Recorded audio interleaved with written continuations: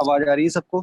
Please अगर आवाज आ रही है और स्क्रीन दिख रहा है तो एक बार कोई बता Yes, sir. दीजिए। Okay, so we are starting our topic composites. बहुत ही इंपॉर्टेंट टॉपिक है एग्जाम पर्सपेक्टिव से, बहुत सारे क्वेश्चंस आते हैं इसमें से।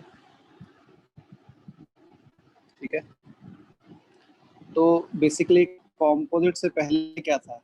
कंपोजिट से पहले था सिलिकेट्स, टूथ कलर्ड रेस्टोरेशन में silicate, Anfield resins, field resin. ठीक है, सिलिकेट फ्लेचर ने दिया था। ठीक है, फ्लेचर। सिलिकेट सीमेंट जो होती थी वो होती तो टूथ कलर थी, लेकिन प्रॉब्लम क्या थी? एक तो उनका सरफेस रफ होता था, रफ सरफेस होता था, और highly soluble in oral fluid, oral fluids में सोल्यूबल हो जाती थी। ठीक है, ओवर द टाइम। और इसका एडवांटेज क्या था? सिलिकेट कहाँ दे सकते थे? जहाँ पे मल्टीपल केरीज है पेशेंट में, मल्टीपल केरीज है, तो उसमें सिलिकेट सीमेंट का बेनिफिट होता था। सिलिकेट सीमेंट अगर आपने डाल दी तो ये फ्लोराइड रिलीज करती हैं सिलिकेट सीमेंट, तो फ्लोराइड रिलीज करने के कारण वहाँ पे रीमिनरलाइजेशन हो जाता है। तो एडवांटेज क्या था सिलिकेट सीमेंट का? रीमिनरलाइजेशन। तो मल्टीपल केरीज केरीज प्रेजेंट होती है तो उसमें डाल दो टेम्परेरीली, तो वहाँ पे रीमिनरलाइजेशन हो सकता है। लेकिन डिसएडवांटेज क्या है? सोल्यूबल इन ओरल फ्लूइड, ऊपर से इसका सरफेस कैसा है? रफ है, इसलिए माउथ ब्रीदर्स में नहीं दे सकते। माउथ ब्रीदर्स में अगर आपने दिया तो ये वहाँ पे प्लाक एक्यूमुलेशन कर देगा। ठीक है, इसलिए फिर सिलिकेट को रिप्लेस किया रेजिन, अनफिल्ड रेजिन। तो जो रेजिन थे पहले हमारे डेंचर बेस रेजिन यूज होते थे। क्या होते थे? Denture base resin. सबको पता होगा डेंचर बेस रेजिन क्या होता है? मिथाइल मेथाक्राइलेट, पॉलीमिथाइल मेथाक्राइलेट, ये होता है ना। तो पहले इन्हीं ये अनफिल्ड रेजिन होते थे। इनके अंदर अनफिल्ड क्यों बोला इसको? इनके अंदर कोई फिलर नहीं है, फिलर्स नहीं होते। तो डेंचर बेस रेजिन को एज इट इज कैविटीज में भर के और क्योर होने के लिए छोड़ देते थे। तो जब ये क्योरिंग होती थी तो इनके अंदर क्या होता था? Polymerisation, shrinkage. पॉलीमराइजेशन जब होता है रेजिन्स का तो एक श्रिंकेज होती है, उसको बोलते हैं पॉलीमराइजेशन श्रिंकेज। ये श्रिंकेज ग्रेटर देन 5% होती थी, 5% से ज्यादा बाय वॉल्यूम 5% से ज्यादा श्रिंकेज होती थी इसमें। ठीक है, डेंचर बेस रेजिन में। तो ये जो श्रिंकेज होती थी इसके कारण क्या होता था कि ये जो अक्राइलिक है ये वॉल से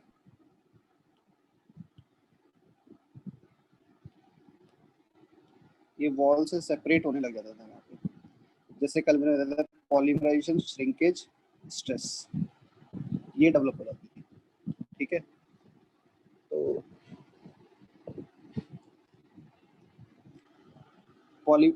पॉलीमराइजेशन श्रिंकेज होती थी तो पॉलीमराइजेशन श्रिंकेज स्ट्रेस डेवलप हो जाती थी उसके कारण।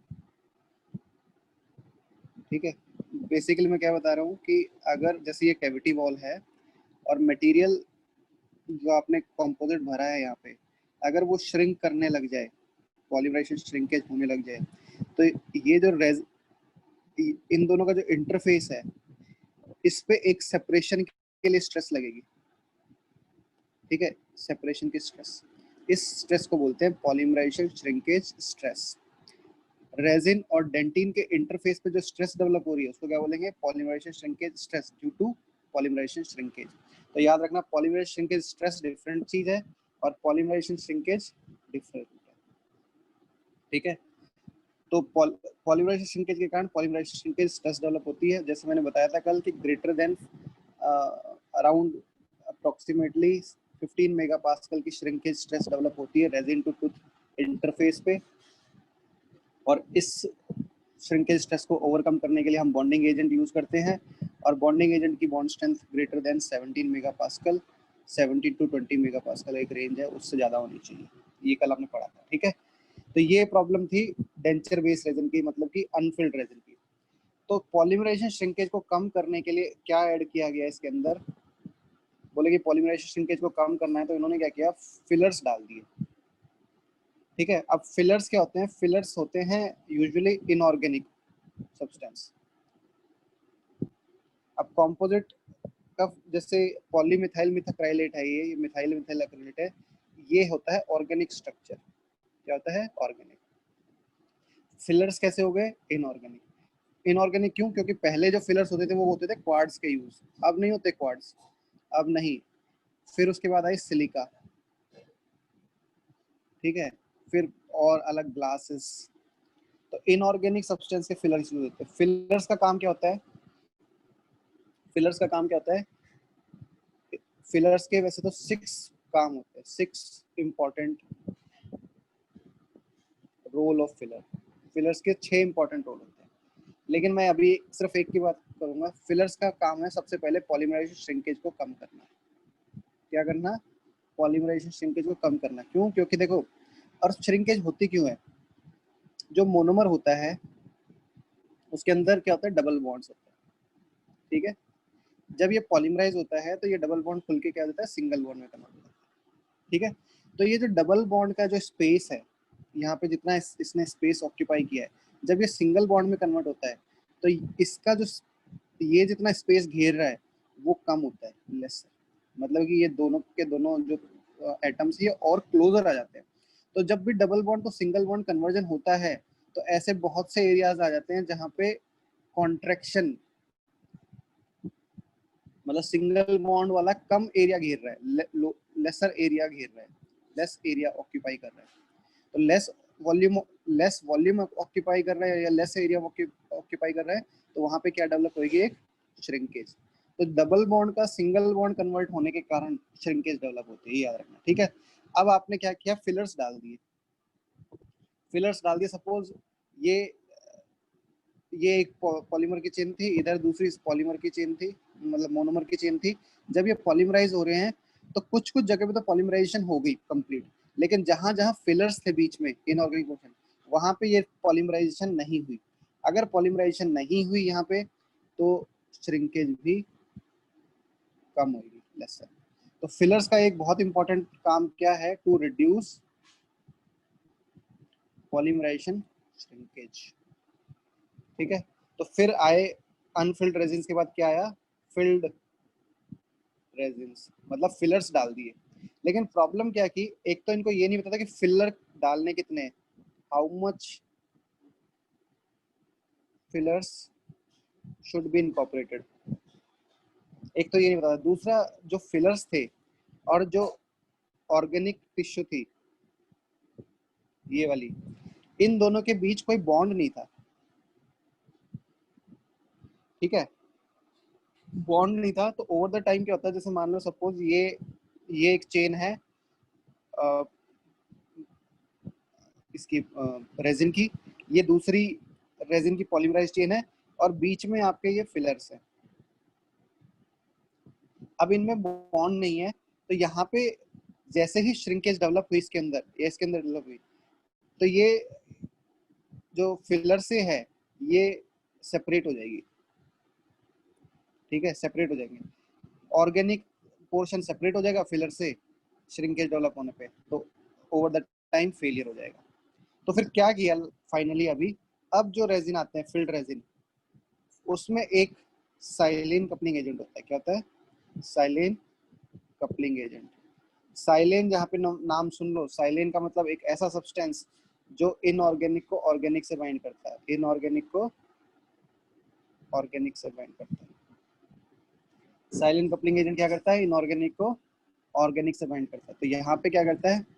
फिलर को,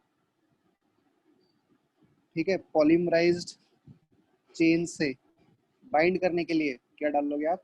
साइलेन कपलिंग एजेंट। तो आज के कंपोजिट में सबसे इंपॉर्टेंट एक चीज होती है साइलेन कपलिंग एजेंट, जो फिलर को पॉलीमराइजेशन, जो अपना रेजिन पोर्शन है, रेजिन मैट्रिक्स है, उसके साथ बॉन्ड करता है, ठीक है। तो इसलिए कंपोजिट की कंपोजिशन की अगर बात करें तो 3 मेन चीज है कंपोजिट की कंपोजिशन में। सबसे पहले रेजिन मैट्रिक्स। रेजिन मैट्रिक्स मतलब ऑर्गेनिक पोर्शन। अभी तक सिर्फ समझाने की बात थी, अब आई होप आप समझ गए। रेजिन मैट्रिक्स मतलब ऑर्गेनिक पोर्शन। और रेजिन मैट्रिक्स किससे बनी? बिस GMA। इसको बोलते हैं बोवन्स रेजिन। क्या बोलते हैं? बोवन्स रेजिन। ठीक है, बिस जीएमए इज बोवन्स रेजिन। बिस जीएमए हाई मॉलिक्यूलर वेट है इसका बहुत ही ज्यादा, और इसकी विस्कोसिटी भी ज्यादा है, विस्कोसिटी ज्यादा है, पॉलीमराइजेशन श्रिंकेज इसकी कम है। ठीक है, बिस जीएमए की 3 प्रॉपर्टी है, high molecular weight, high viscosity, lower polymerisation shrinkage. ठीक है, अब विस्कोसिटी ज्यादा है तो इसकी विस्कोसिटी कम करने के लिए मैट्रिक्स में क्या डाला गया, टैग डीएम में। अच्छा ये सॉरी, बिस जीएमए का फुल फॉर्म सबको पता है, बिस glycidyl methacrylate, bis glycidyl methacrylate. TEG DMA का फुल फॉर्म क्या है, tri ethylene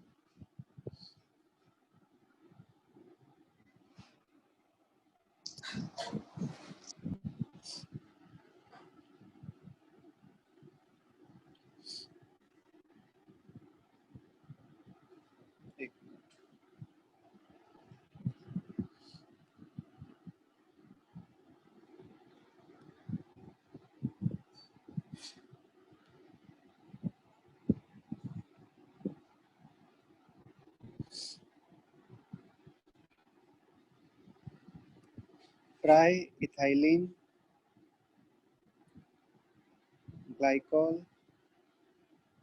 ग्लिसरिडिल sorry triethylene glycidyl dimethacrylate methacrylate, ये फॉल फॉर नाम है। ठीक है, टैग डीएमए की प्रॉपर्टी क्या है, टैग डीएमए की विस्कोसिटी होती है कम, विस्कोसिटी लोअर, पॉलीमराइजेशन श्रिंकेज ज्यादा। ठीक है, तो टैग डीएमए क्यों ऐड करते हैं दिस डीएमए में, टू डिक्रीज विस्कोसिटी, लेकिन अगर ज्यादा टैग डीएमए डाल दिया तो वहीं पे वो पॉलीमराइजेशन श्रिंकेज को बढ़ा देगा, जो कि एक बहुत ही बड़ी प्रॉब्लम है कंपोजिट के अंदर। ठीक है, तो there should be a balance between, सबको दिख रहा है ना screen clearly,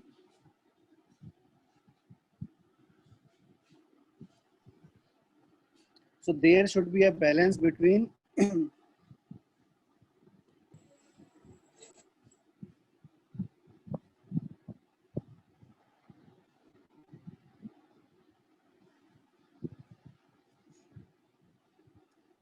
there should be a balance between this GMA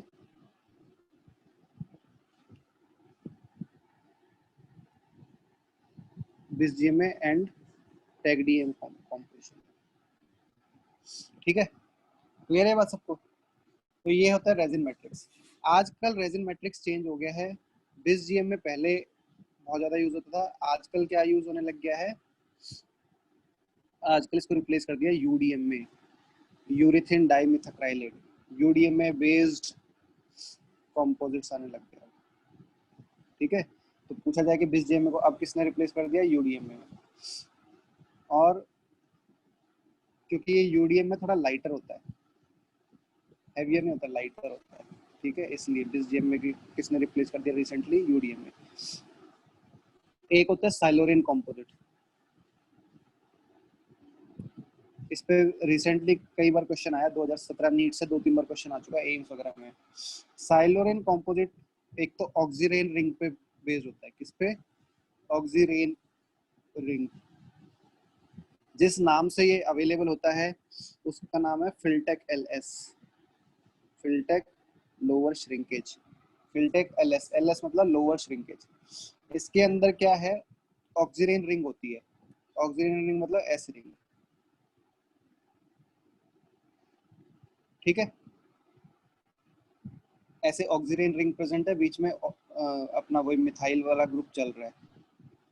ठीक है, तो जब ये पॉलीमराइज होता है तो ये ऑक्सीजन रिंग खुल जाती है, तो ये ऐसे, ठीक है, ऐसे खुल जाती है। तो क्या हुआ, ये रिंग ओपनिंग, क्या होगी, रिंग ओपनिंग। रिंग ओपनिंग होने के कारण क्या हुआ कि जो डबल बॉन्ड से सिंगल बॉन्ड में कन्वर्ट होने के लिए, डबल बॉन्ड से सिंगल बॉन्ड में कन्वर्ट होने के लिए जो श्रिंकेज हो रही थी, उस श्रिंकेज के लिए एडिशनल स्पेस किसने प्रोवाइड किया? ये जो रिंग ओपनिंग है इसमें, ठीक है।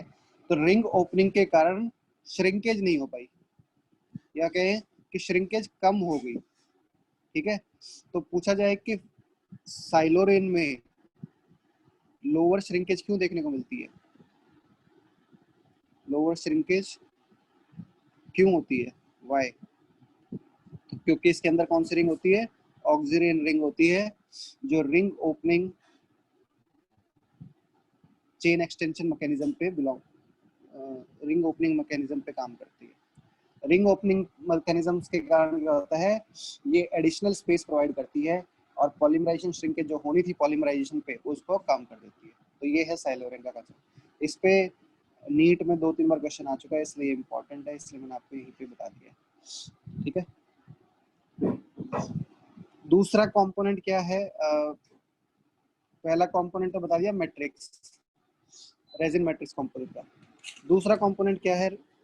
दूसरा कंपोनेंट है फिलर। फिलर्स वेरी इंपॉर्टेंट, ठीक है। आइडियली फिलर लोडिंग कितनी होनी चाहिए?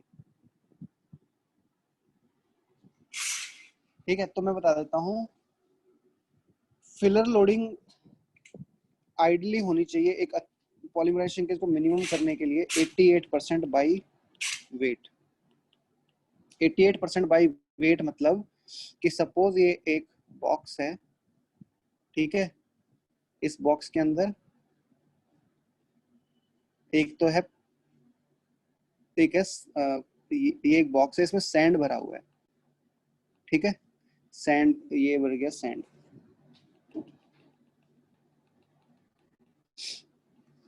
ठीक है।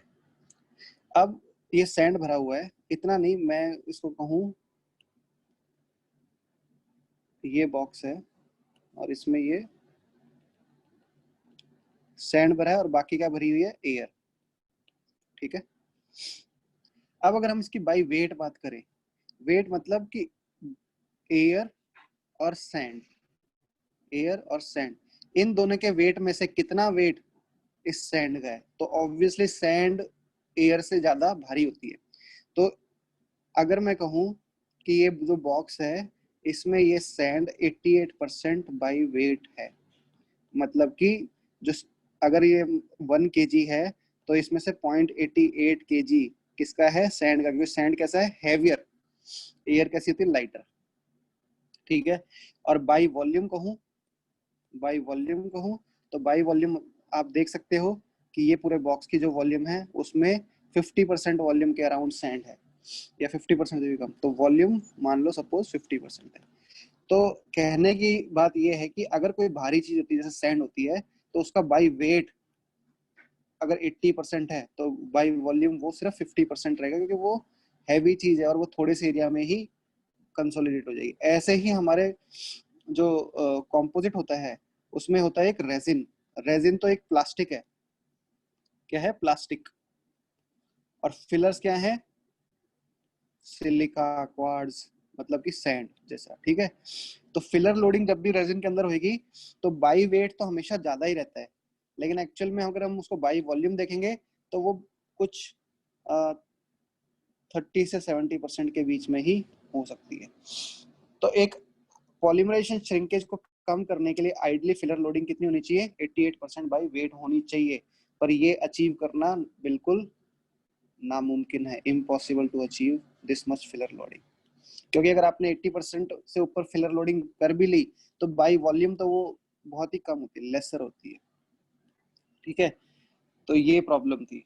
तो ये याद रखना, फिलर लोडिंग आइडली होनी तो चाहिए 88%, बट हम 50 से 85% तक कर लेते हैं filler loading by weight achieve.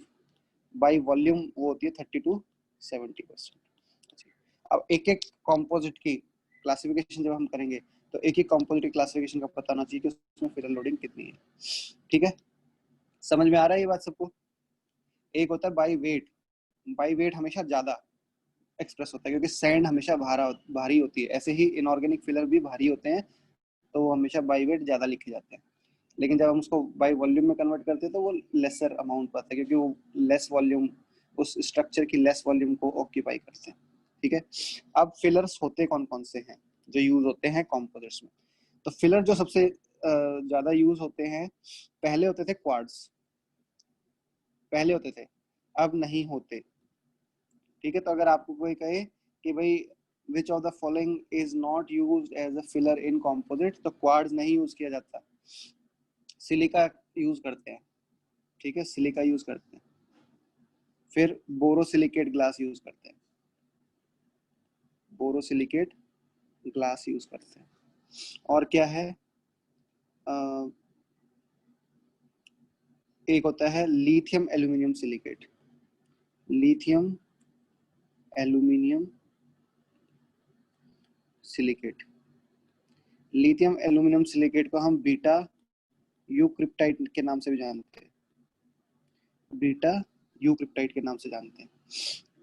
इसको क्यों बीटा यूक्रिप्टाइट के नाम से जानते हैं? इसमें negative coefficient of thermal expansion होता है, negative coefficient of thermal expansion, negative सीटी। ये एमसीक्यू आ सकता है आपके एग्जाम में, बताओ कौन सा ऐसा फिलर है जिसका नेगेटिव सीटीई है। ठीक है, तो बीटा यूक्रिप्टाइट होता है जिसका नेगेटिव सीटीई है, इसको हम लिथियम एल्यूमिनियम सिलिकेट के नाम से भी जानते हैं। ठीक है, और कौन से फिलर्स होते हैं? फिलर्स जैसे रेडियो फिलर्स होते हैं, रेडियो फिलर कौन कौन से होते हैं? Such as barium, strontium, zirconium. ठीक है, ये सब रेडियो पे होते हैं। और कौन होता है ये?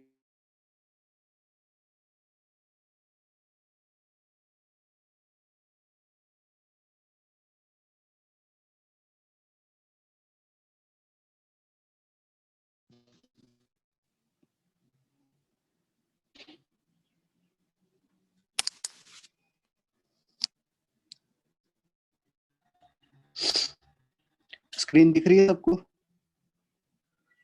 M I audible to all of you? Screen दिख रही है? Sir screen not visible.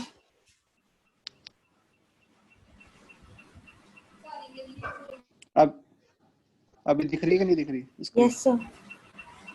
Yes sir. अभी विजिबल है? Yes sir.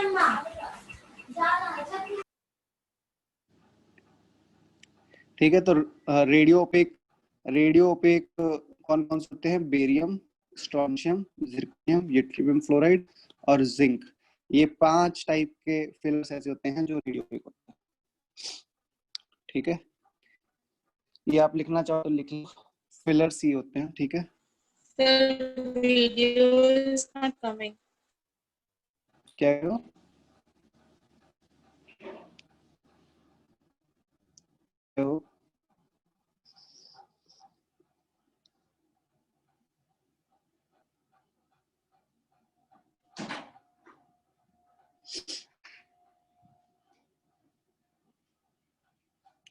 आज आ रही है? स्क्रीन दिख रही है बच्चों? बताओ ना। Yes sir, it's clear. ठीक है ना, सब सही चल रहा है? Yes sir. Yes sir, audio और वीडियो।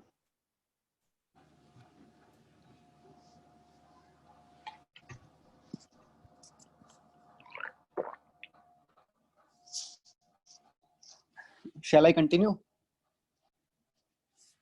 Yes sir. तो ये हो गए फिलर्स। ठीक है, अब एक आता है बिस जीएमए का।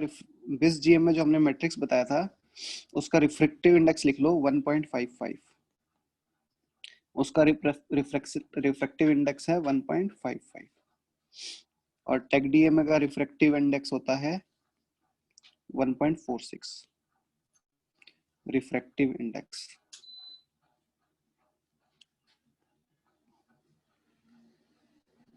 ठीक है, ये इंपॉर्टेंट है, ये लिख लेना, ये इस टाइम आ सकता है। रिफ्रैक्टिव इंडेक्स ऑफ बिस जीएमए, टेक डीएमए। मोस्ट जो हमारे, अब इनको मिक्स करने के बाद जो हमारा कॉम्पोजिट आता है, ठीक है, इन दोनों को मिक्स करने के बाद जो कॉम्पोजिट आएगा उसका रिफ्रैक्टिव इंडेक्स कुछ होता है 1.50। ठीक है। रिफ्रैक्टिव इंडेक्स बेसिकली ये होता है कि वो कितनी लाइट को स्कैटर करता है और कितने को ट्रांसमिट करता है और कितने को रिफ्लेक्ट करता है, वो उसका इंडेक्स होता है। तो बिस जीएमए का 1 ज्यादा होता है, टेक डीएमए का कम होता है, और इन दोनों को जब मिक्स कर देते हैं तो इसका रिफ्रैक्टिव इंडेक्स कुछ 1.50 के आसपास होता है। ठीक है, अब आ जाते हैं इंपॉर्टेंट क्वेश्चन पे, फंक्शन ऑफ फिलर। तो फिलर्स के 6 फंक्शन होते हैं। पहला तो है रीइंफोर्समेंट, कि जहां पे फिलर्स आते हैं वहां पे आती है स्ट्रेंथ। जब भी कहीं पे फिलर्स डालते हैं वहां पे क्या आता है, एक इंपॉर्टेंट चीज, स्ट्रेंथ। तो fillers always increase strength. Second, फिर सेकंड, ठीक है।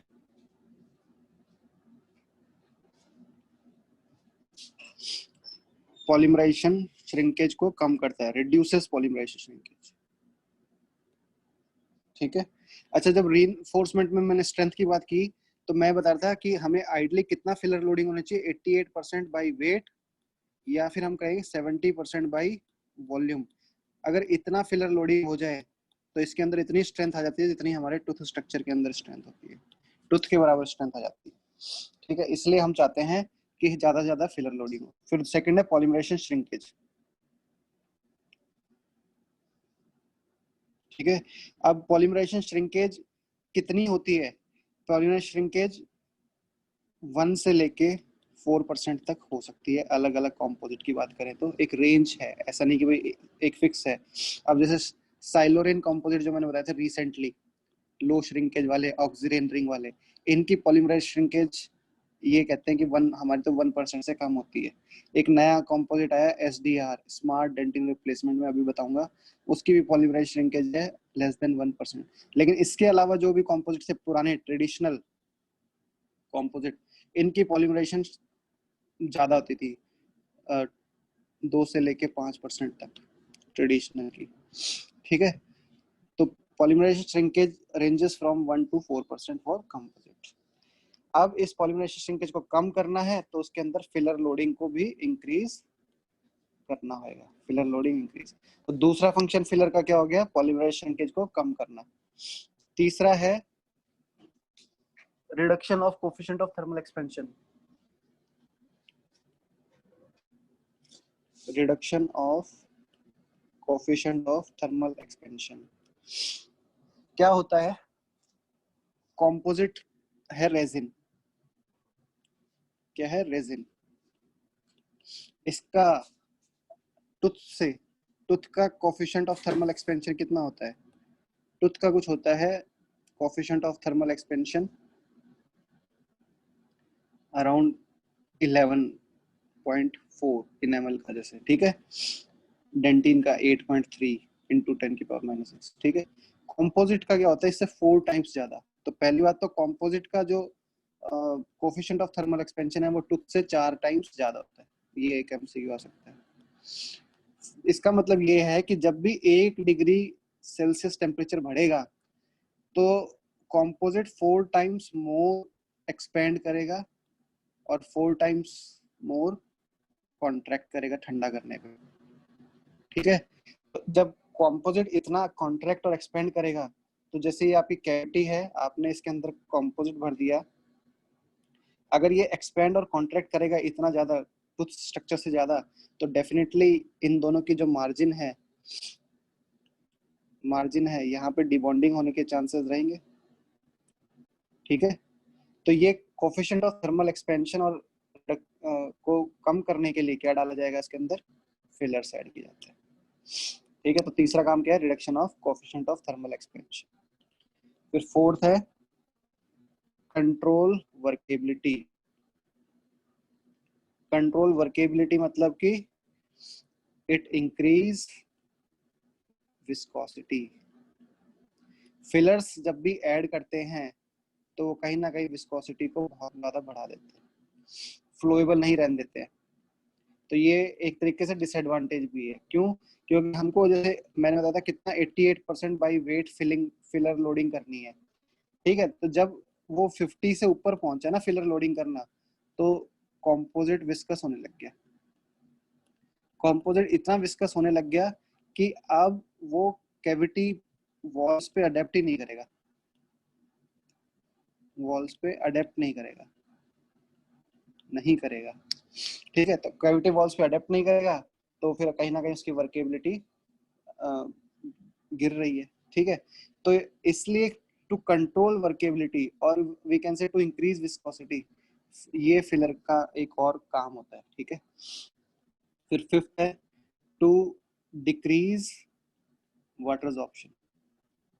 वाटर ऑप्शन, वाटर ऑप्शन मतलब कि वाटर को इंग्रेस करना, कंपोजिट के अंदर कंपोजिट वाटर को एब्जॉर्ब कर ले, इसको बोलते हैं वाटर ऑप्शन। जितना रेजिन मटेरियल ज्यादा होता है, रेजिन मोर, तो वाटर ऑप्शन भी ज्यादा। फिलर क्या करेगा, फिलर मतलब कि इनऑर्गेनिक मटेरियल आ गया, तो इनऑर्गेनिक मटेरियल आ गया तो वो वाटर ऑप्शन को डिक्रीज करता है, डिक्रीज वाटर ऑप्शन। तो जिन केसेस में फिलर लोडिंग ज्यादा होती है वहां पे वाटर ऑप्शन कम होता है। ठीक है, और finally radio opacity, filler radio opacity भी प्रोवाइड करता है, एज वी ऑल नो। मैंने 5 तरह के रेडियो ओपेसिटी वाले बताए थे, वो फिलर्स होते हैं। अब मुझे ये बताओ, एक क्वेश्चन आ सकता है, all of the following are function of filler, function of filler except, इनमें से सारे फिलर्स के फंक्शन है एक्सेप्ट। ठीक है, ऑप्शन में दे दे रीइंफोर्समेंट, सेकंड दे दे डिक्रीज वाटर ऑप्शन, ठीक है, थर्ड दे दे इंक्रीज विस्कोसिटी, ठीक है, फोर्थ दे दे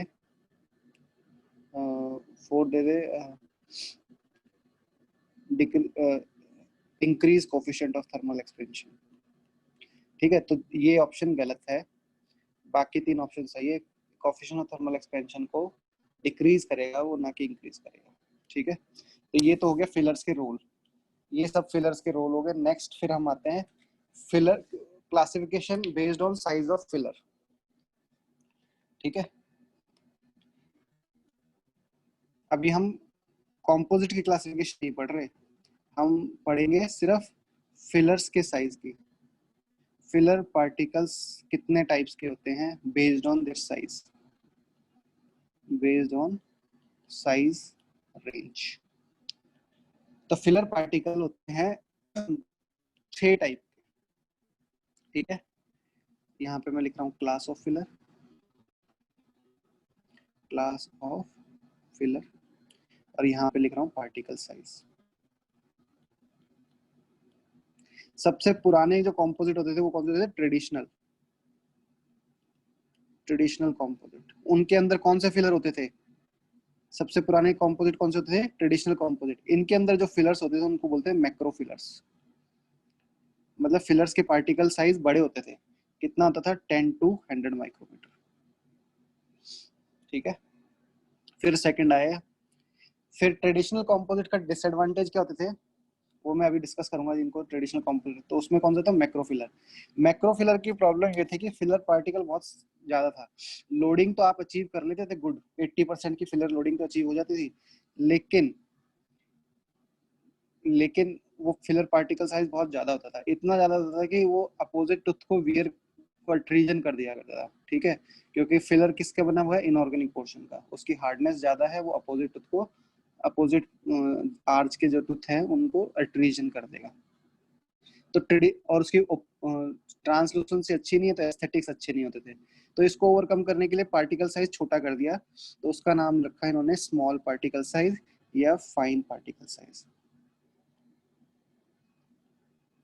स्मॉल या फाइन पार्टिकल साइज, स्मॉल या फाइन पार्टिकल साइज होता है 0.1 से लेके 10 माइक्रोमीटर। ठीक है, ये छोटे पार्टिकल साइज है, क्लियर है। अब स्मॉल पार्टिकल साइज वाले जो कॉम्पोजिट आए उसको बोलते हैं स्मॉल पार्टिकल कॉम्पोजिट्स या फाइन पार्टिकल कॉम्पोजिट्स बोलते थे इसको। ठीक है, तो पार्टिकल साइज क्या हो गया 0.1 से 10 माइक्रोमीटर, मतलब 10 to 100 से और 10 टाइम्स 10 नहीं 100 टाइम्स छोटा। ठीक है, अब स्मॉल पार्टिकल हो गया तो फिलर पार्टिकल का साइज हो गया छोटा। ठीक है, तो इनका एस्थेटिक्स बेटर था, एस्थेटिक्स अच्छा था ट्रेडिशन से। लेकिन फिलर पार्टिकल साइज छोटा हो गया तो फिलर लोडिंग, अब जितना पार्टिकल साइज छोटा होगा उतना ही सरफेस एरिया इंक्रीज हो जाता है फिलर का, तो उनकी जो फिलर लोडिंग है वो कहीं ना कहीं कम हो जाती है। तो फिलर लोडिंग बाय वॉल्यूम कम हो गई, और फिलर लोडिंग कम हो गई तो स्ट्रेंथ भी कहीं ना कहीं कम हो गई, स्ट्रेंथ कम हो गई। ठीक है, फिर बोले कि चलो कुछ हाइब्रिड टाइप का लेके आते हैं। तो हाइब्रिड टाइप लाने के लिए फिर ये लाए मिड फिलर्स। क्या लाए? Mid fillers. मिड फिलर्स में साइज कितना है, जैसे अब यहाँ पे देखो कितना है 0.1 to 10। अगर हम इसको डिवाइड करें तो दो टाइप्स में डिवाइड कर सकते हैं, 0.1 to 1 माइक्रोमीटर और 1 to 10 माइक्रोमीटर, दो रेंज। क्योंकि मैंने बताया ना ये 10 to 100 है, और उससे 100 टाइम्स छोटा कर दो तो कितना हो गया 0.1 to 10 माइक्रोमीटर। ठीक है, 0.1 to 10 को अगर दो पार्ट में डिवाइड कर दो या दो रेंजेस में डिवाइड कर दो तो एक रेंज आई 1 to 10 माइक्रोमीटर, और चौथे नंबर पे आ गया मिनी फिलर्स, मतलब कि 0.1 to 1 माइक्रोमीटर। तो बेसिकली स्मॉल फाइन पार्टिकल को ही दो अलग अलग रेंज में डिवाइड कर दिया, एक मिड फिलर होगी एक मिनी फिलर होगी। जो छोटे वाली थी वो मिनी फिलर, उससे ऊपर वाली होगी मिड फिलर। फिर पांचवे पे आ गया माइक्रोफिलर। माइक्रोफिलर इससे भी छोटा होगा, मतलब 0.1 से भी 10 टाइम्स छोटा। इसका मतलब हो गया वो 0.01 से 0.1 माइक्रोमीटर। ठीक है, और 6 नंबर पे आ गया नैनोफिलर। नैनोफिलर ये इससे भी छोटा, 0.005 से लेके 0.1 माइक्रोमीटर। ठीक है, नैनोफिलर में मतलब नैनो 0.005 से 0.1 माइक्रोमीटर। तो ये है अलग अलग टाइप के फिलर की classification based on their size. आप लिख लीजिए, आपके एग्जाम पर्सपेक्टिव से बहुत इंपॉर्टेंट है।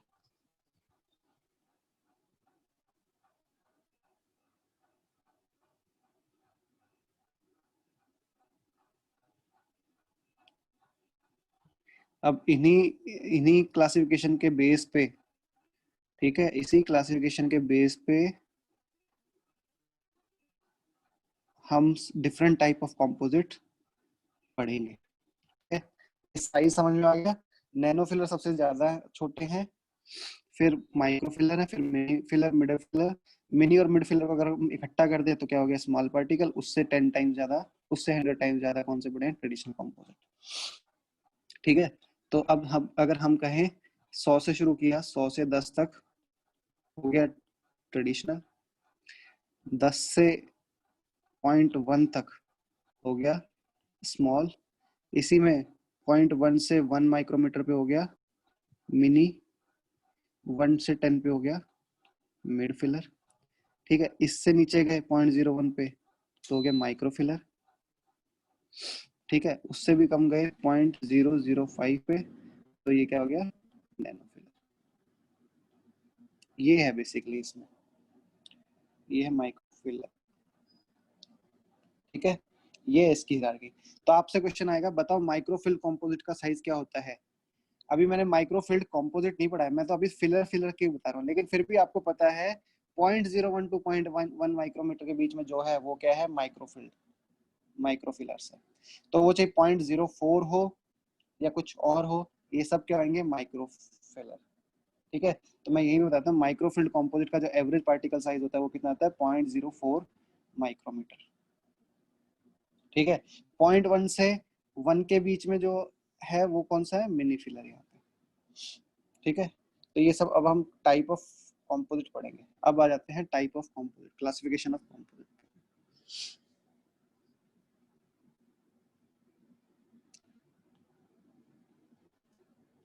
क्लियर है सबको ये? एक बार ग्रुप पे मैसेज डाल दो, अगर सबको समझ में आ रहा है, कोई डाउट है तो मेरे को बता देना, मैं रिपीट कर दूंगा। अब क्लासिफिकेशन ऑफ कंपोजिट मतलब कि फिल्ड रेजिन्स, इसकी क्लासिफिकेशन करेंगे। ठीक है, तो सबसे पुराने थे traditional composite,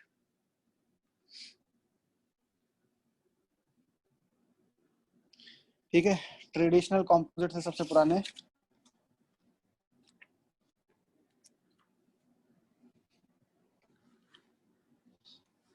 particle size traditional composite का जैसे मैंने बताया था कौन सा है, 10 to 100 माइक्रोमीटर। ठीक है, इसको हम ट्रेडिशनल कंपोजिट को बोलते हैं लार्ज पार्टिकल।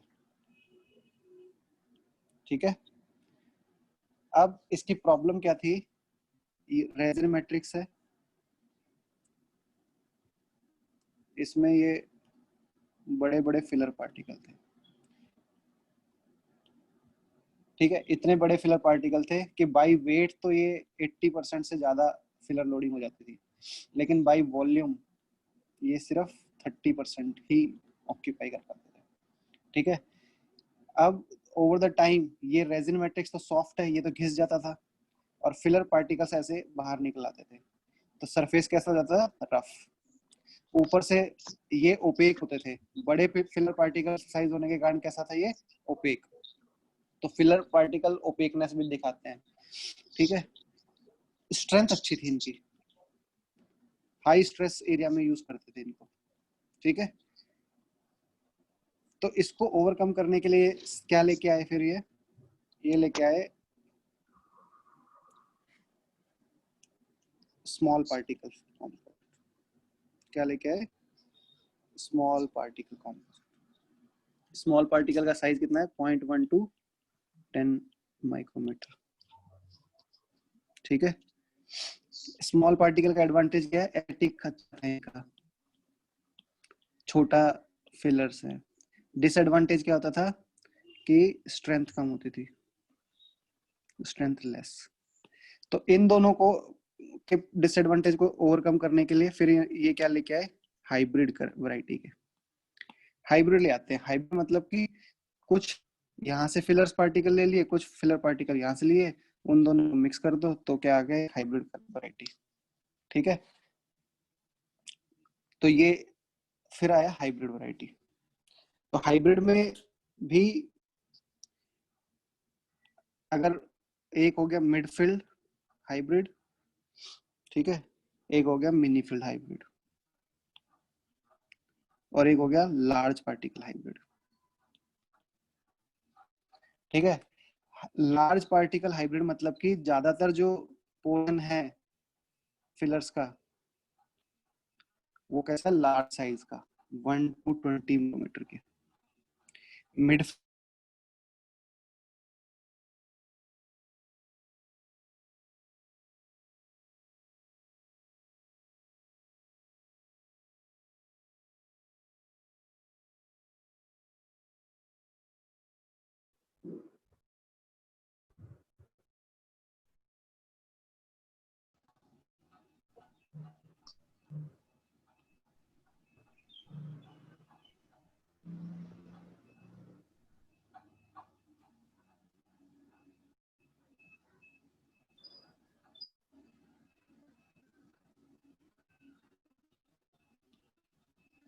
आगे स्क्रीन, Yes, sir. ठीक है।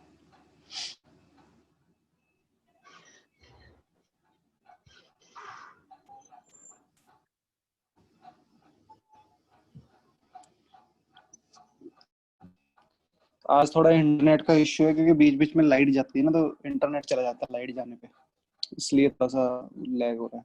कम से कम 10 बार लाइट जा चुकी है जब से क्लास शुरू हुई।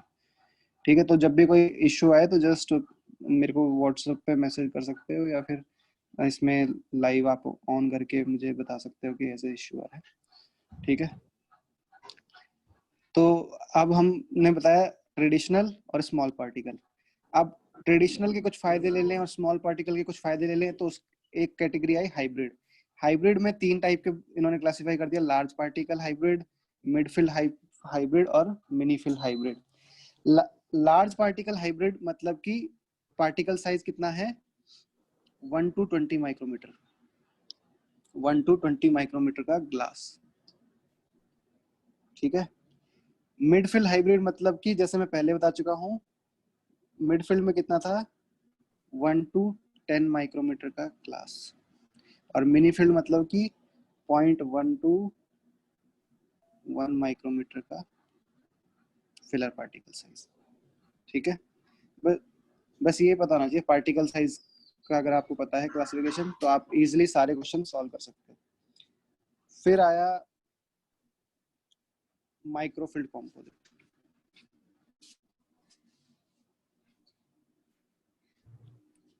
फिर आया माइक्रोफील्ड कॉम्पोजिट्स। ठीक है।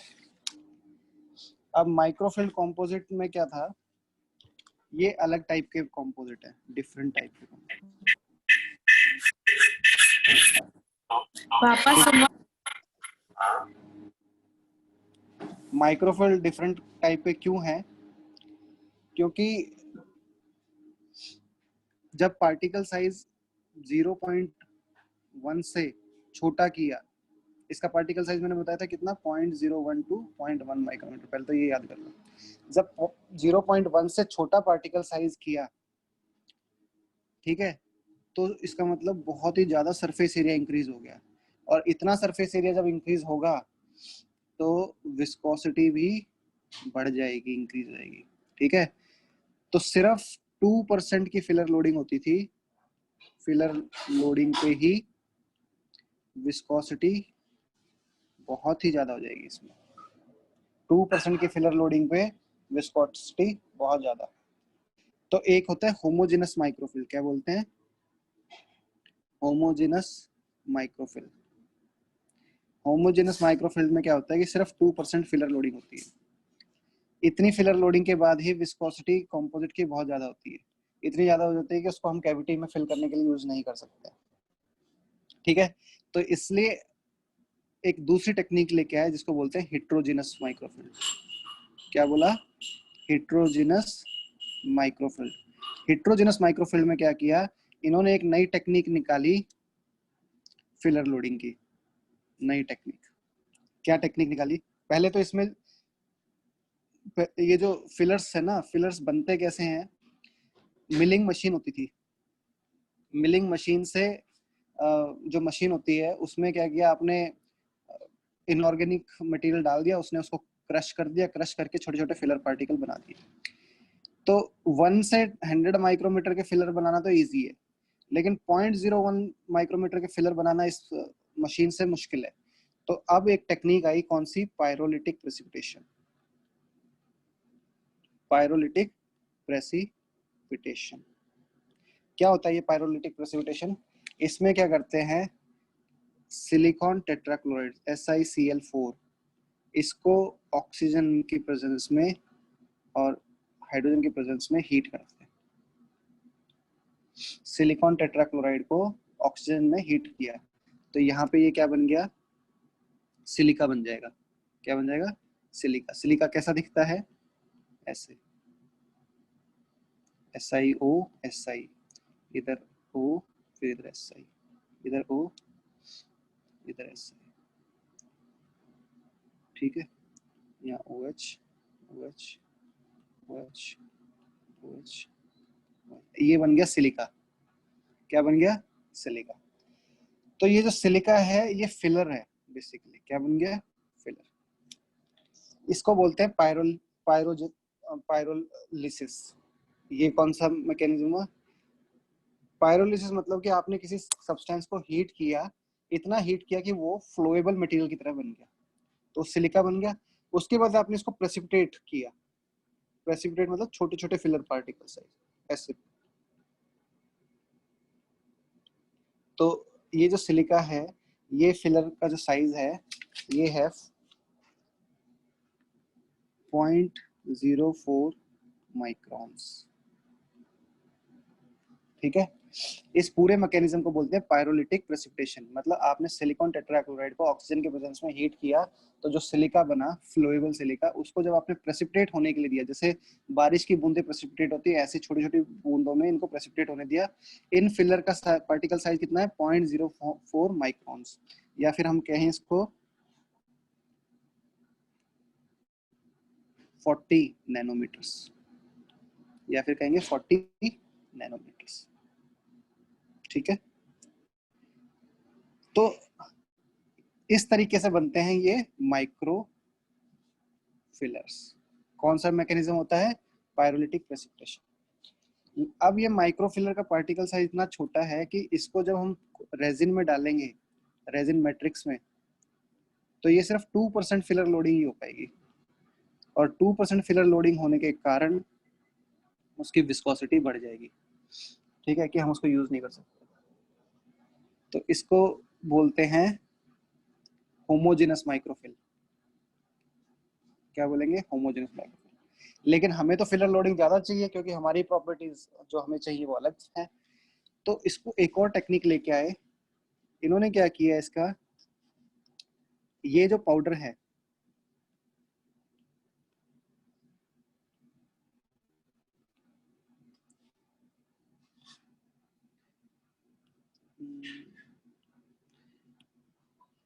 आई थिंक अभी आप बस इधर ब्रेक ले लो 2 मिनट 5 मिनट का। मेरी पेंसिल वो हो गई है, डिस्चार्ज हो गई है, फिर उसके बाद हम इसको शुरू करेंगे। ठीक है,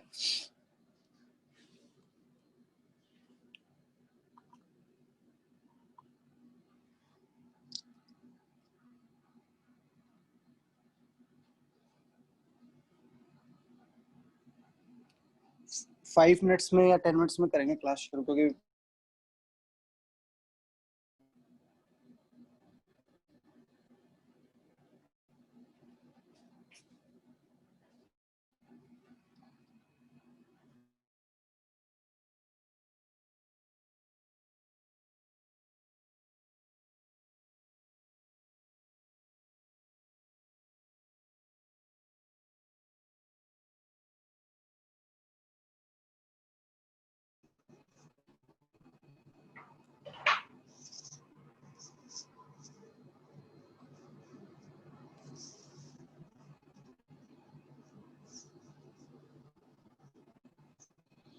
अभी दिख रही है स्क्रीन बच्चों?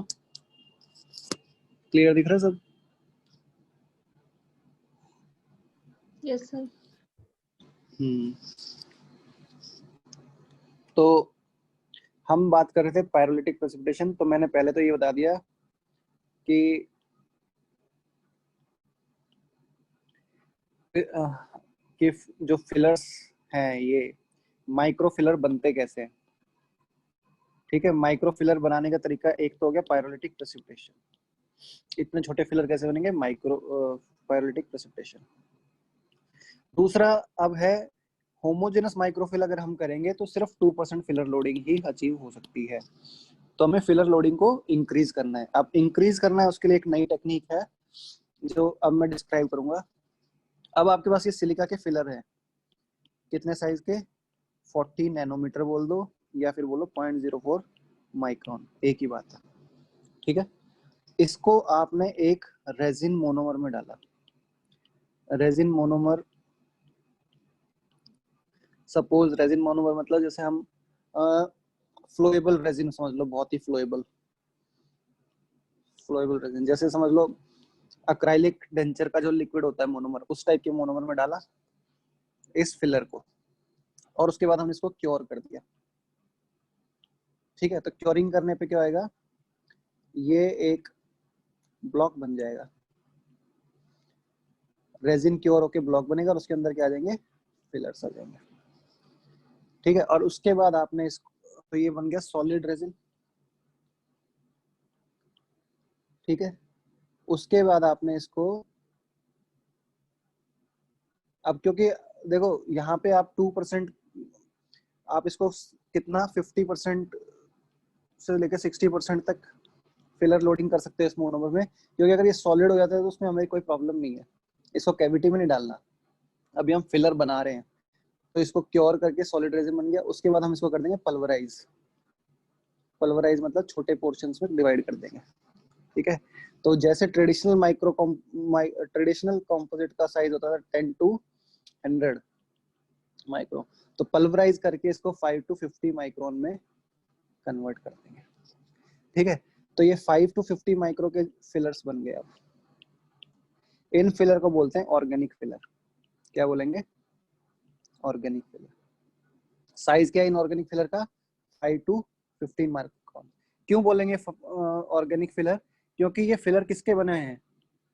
ये फिलर बने हुए हैं रेजिन के। ये फिलर है किसका? रेजिन का।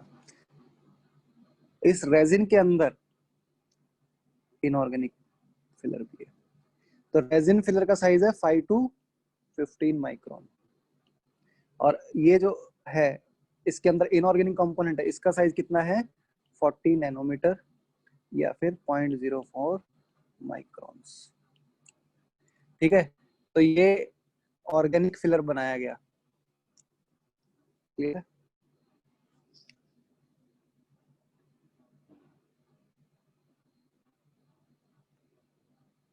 ये लिख लीजिए अगर लिखना है तो किसी को, बहुत ही इंपॉर्टेंट पॉइंट है।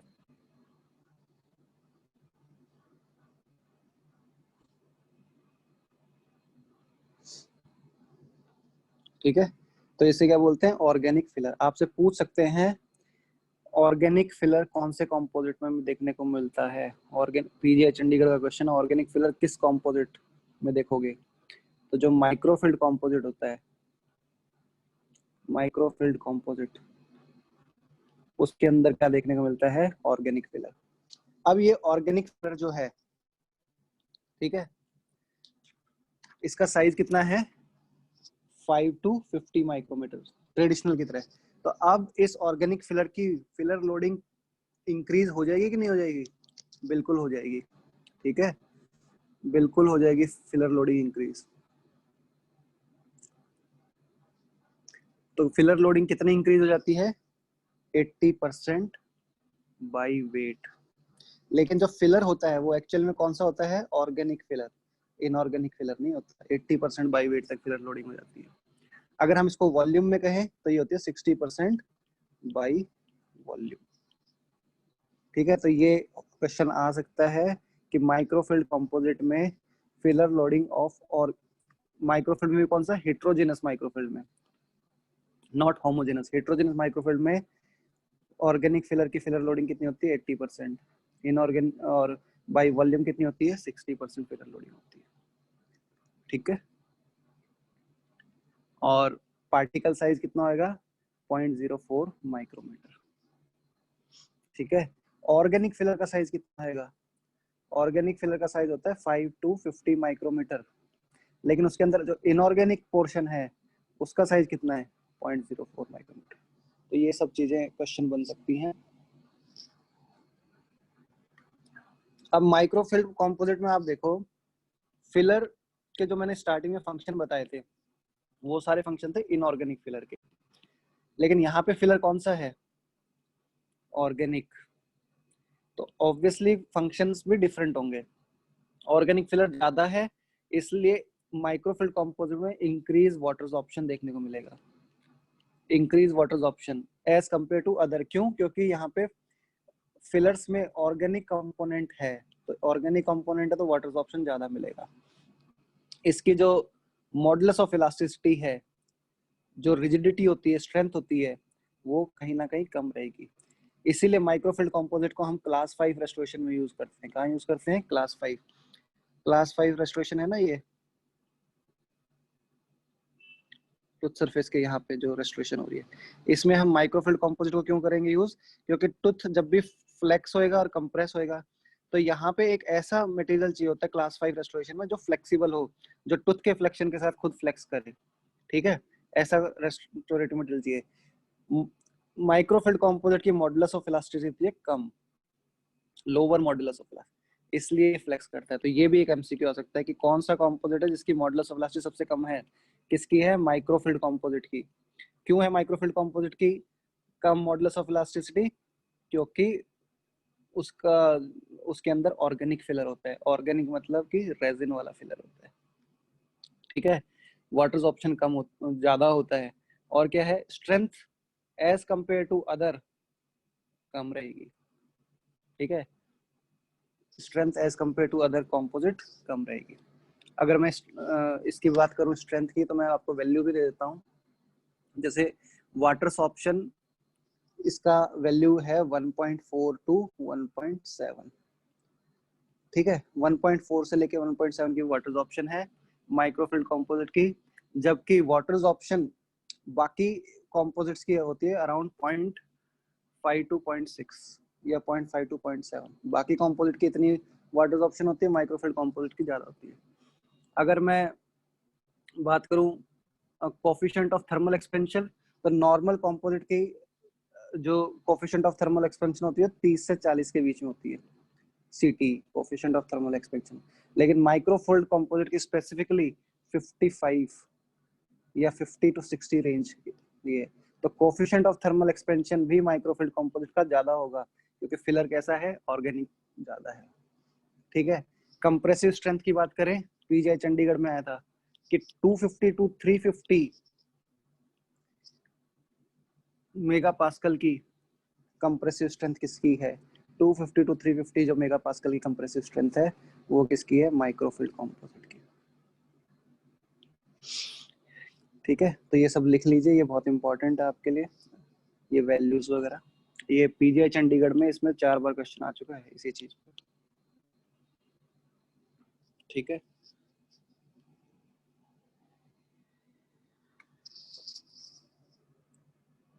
तो ऑर्गेनिक फिलर होने के कारण ये सारी चीजें चेंज हो जाएंगी, ठीक है।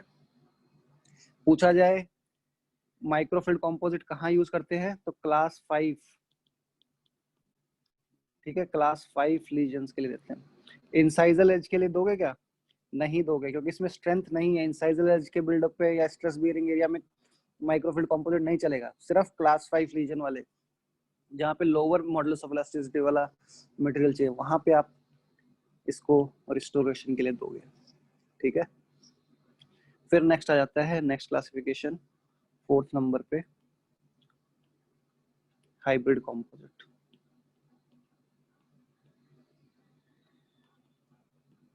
ठीक है।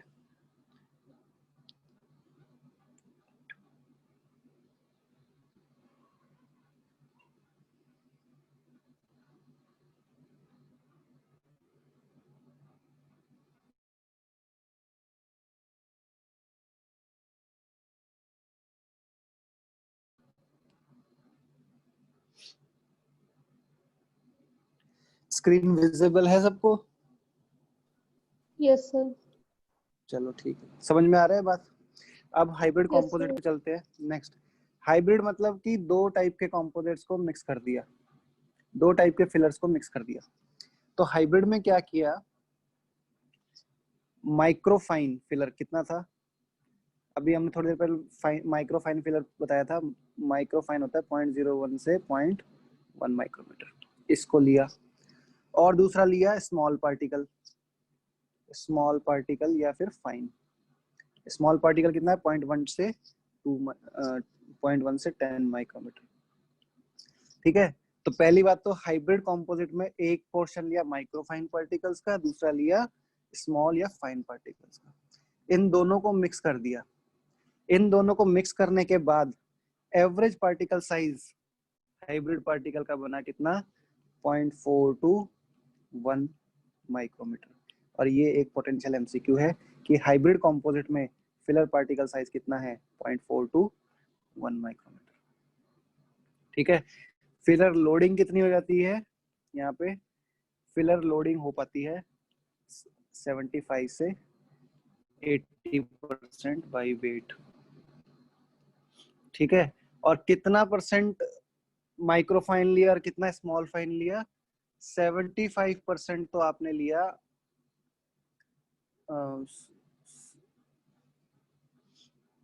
75% तो लिया आपने स्मॉल फाइन वाला, ठीक है। और 10 से 20% लिया आपने माइक्रोफाइन, 10 से 20% लिया माइक्रोफाइन, ठीक है। और इन दोनों को मिक्स किया, ताकि एवरेज फिलर पार्टिकल साइज आ जाए 0.421 माइक्रोमीटर, और फिर फिलर लोडिंग कर दी इतनी। अब इतनी ज्यादा फिलर लोडिंग हो रही है और वो भी सारी की सारी इनऑर्गेनिक फिलर से हो रही है लोडिंग, तो इसका फायदा क्या है, स्ट्रेंथ बढ़िया है। तो इंसाइजल एज बिल्डअप के लिए इसको यूज कर सकते हैं, इंसाइजल एज फ्रैक्चर होते हैं, इंसाइजल एज बिल्डअप के लिए यूज हो सकते हैं। ठीक है, तो क्लास 4 रेस्टोरेशन में यूज हो सकते हैं, क्लास 4 रेस्टोरेशन में यूज हो सकते हैं। ठीक है, तो ये इसका एडवांटेज है, इसको बोलते हैं माइक्रो हाइब्रिड कंपोजिट। ये लिख लीजिए, ये क्वेश्चन आ सकते हैं आपके एग्जाम में, इसलिए इम्पोर्टेंट है।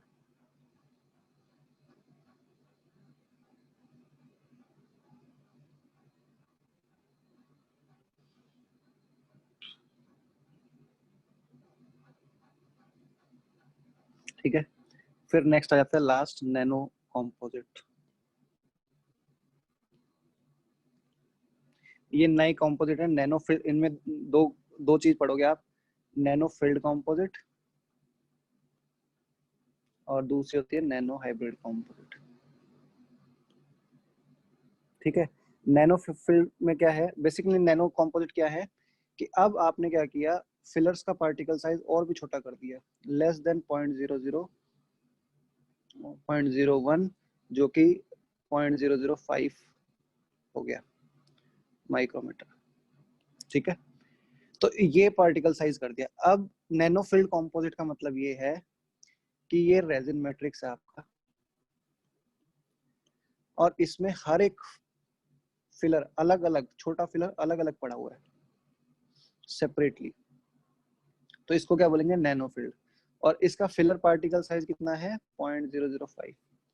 ठीक है, और ये क्यों है, क्योंकि इसमें एक स्पेसिफिक साइलेन कपलिंग एजेंट है जिसको हम बोलते हैं गामा मिथ अक्राइल ऑक्सी इथाइल ट्राइमिथॉक्सीसाइलेन, ट्राइमिथॉक्सीसाइलेन। ठीक है, तो ये कहते हैं कि हमने ये डाल दिया गामा मिथाक्राइल ऑक्सीप्रोपाइल है, ये ट्राइमिथॉक्सीसाइलेन, ये हमने डाल दिया। ये क्या करता है, हर एक फिलर के ऊपर कोटिंग बना लेता है और उसको रेजिन मैट्रिक्स से बाइंड होने के लिए जगह देता है, पॉसिबल करवाता है। ठीक है, तो ये काम है नैनो फील्ड कंपोजिट में इस साइलेंट कपलिंग एजेंट का।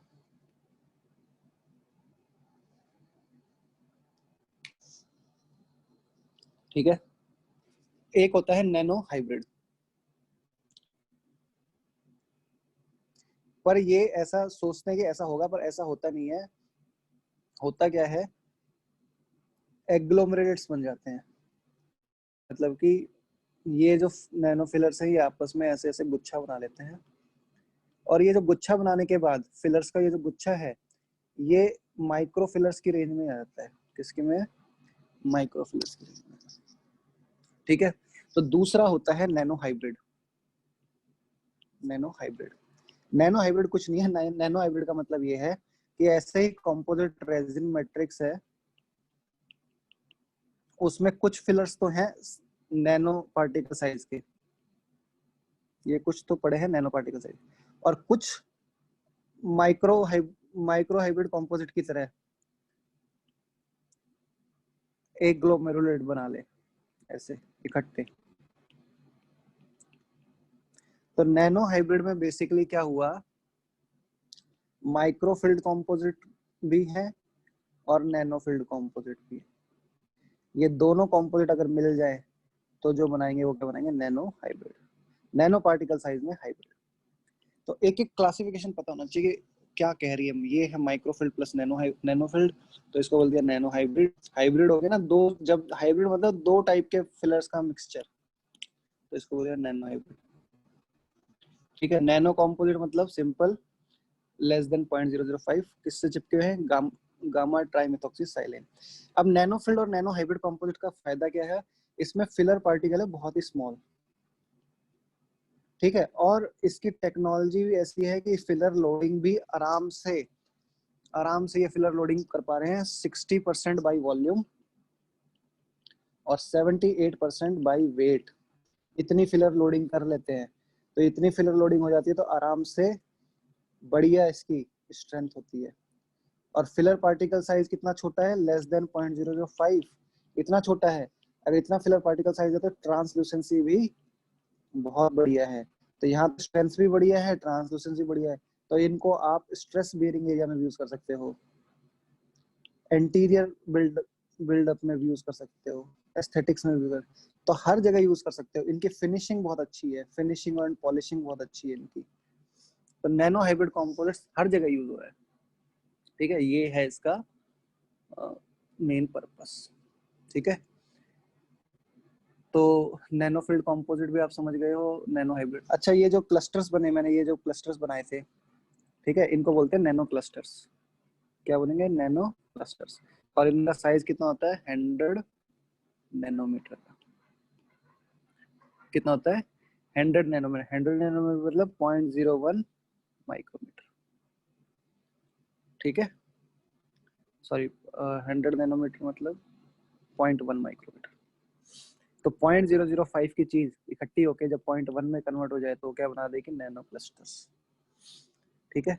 तो ये याद रखना कि नैनो फील्ड कंपोजिट होते हैं क्या, और वो एक्चुअल में क्या बन जाते हैं, नैनो क्लस्टर्स बन जाते हैं, जिसमें एवरेज पार्टिकल साइज कितना जाता है, 100 नैनोमीटर का, ठीक है।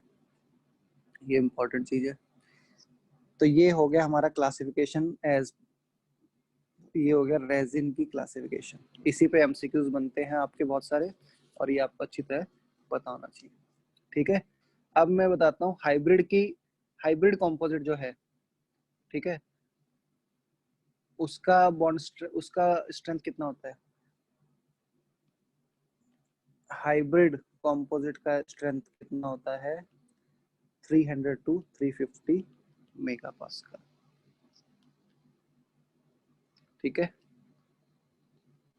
माइक्रोफील्ड का कितना था, 250 to 350। ये पीजीआई चंडीगढ़ में क्वेश्चन आया था, पीजीआई चंडीगढ़ के क्वेश्चंस हैं, इसलिए इम्पोर्टेंट है। तो आई होप आपको ये क्लासिफिकेशन समझ में आ गई। ये क्लासिफिकेशन समझ में आ गई तो समझ लो आपको पूरा कंपोजिट समझ में आ गया। तो हमने पहले किया था रेजिन मैट्रिक्स कवर, जिसमें वो बिस जीएम और ये सब पढ़ा था। उसके बाद हमने फिलर्स पढ़ा, फिलर्स के बाद हमने पूरी क्लासिफिकेशन पढ़ ली। अब जो तीसरी इंपॉर्टेंट चीज होती है वो होती है silent coupling agent. Silent coupling agent का काम क्या है, साइलेंट कपलिंग एजेंट जैसे मैंने कल बताया था MRX कंसेप्ट, सेम वही कंसेप्ट है साइलेंट कपलिंग एजेंट का। साइलेंट कपलिंग एजेंट दो एरिया प्रोवाइड करेगा। एक पोर्शन जो एक्स पोर्शन है ये इनऑर्गेनिक पोर्शन से बाइंड करेगा, मतलब कि फिलर से बाइंड करेगा, और जो एम पोर्शन है ये बाइंड करेगा ऑर्गेनिक पोर्शन से, मतलब कि रेजिन कंपोनेंट से। और ये जो आर ग्रुप है ये है फ्लेक्सिबिलिटी प्रोवाइड करता है, फ्लेक्सिबिलिटी, ठीक है। तो साइलेंट कपलिंग एजेंट का एक पोर्शन होता है जो ऑर्गेनिक या रेजिन से बाइंड करेगा, एक पोर्शन है इनऑर्गेनिक। जहां कहीं भी इनऑर्गेनिक को ऑर्गेनिक से बाइंड करना होता है तो हम क्या यूज करेंगे, साइलेंट कपलिंग एजेंट। कंपोजिट का तीसरी जो इंपॉर्टेंट चीज है वो क्या है, resin matrix, sorry silent coupling agent. Silent coupling agent एक ऐसा सब्सटेंस है जो ऑर्गेनिक सब्सटेंस को फिलर से जोड़ता है, और सारी स्ट्रेस ऑर्गेनिक से फिलर्स को ट्रांसफर करता है। सारी स्ट्रेसेस जो ऑर्गेनिक पोर्शन पे लगने लग रही हैं ड्यूरिंग टूथ फंक्शन, उसको स्ट्रेस को डाइवर्ट करता है टुवर्ड फिलर। तो वो क्या कर रहा है, एक तरीके से स्ट्रेंथ प्रोवाइड कर रहा है वहां पे, ठीक है। ये तो ये हो गया हमारे 3 इंपॉर्टेंट। और अच्छा, तो साइलेंट कपलिंग एजेंट क्या क्या यूज होते हैं, टाइटेनेट्स हो सकते हैं, जिरकोनेट्स हो सकते हैं, these are used as silent coupling agent। लेकिन एक स्पेसिफिक ऑर्गेनोसाइलेन है, ऑर्गेनोसाइलेन, जो नैनो कंपोजिट्स में यूज होता है, जिसका नाम मैंने बताया था गामा मिथ अक्राइल ऑक्सीप्रोपाइल ट्राइमिथॉक्सीसाइलेन।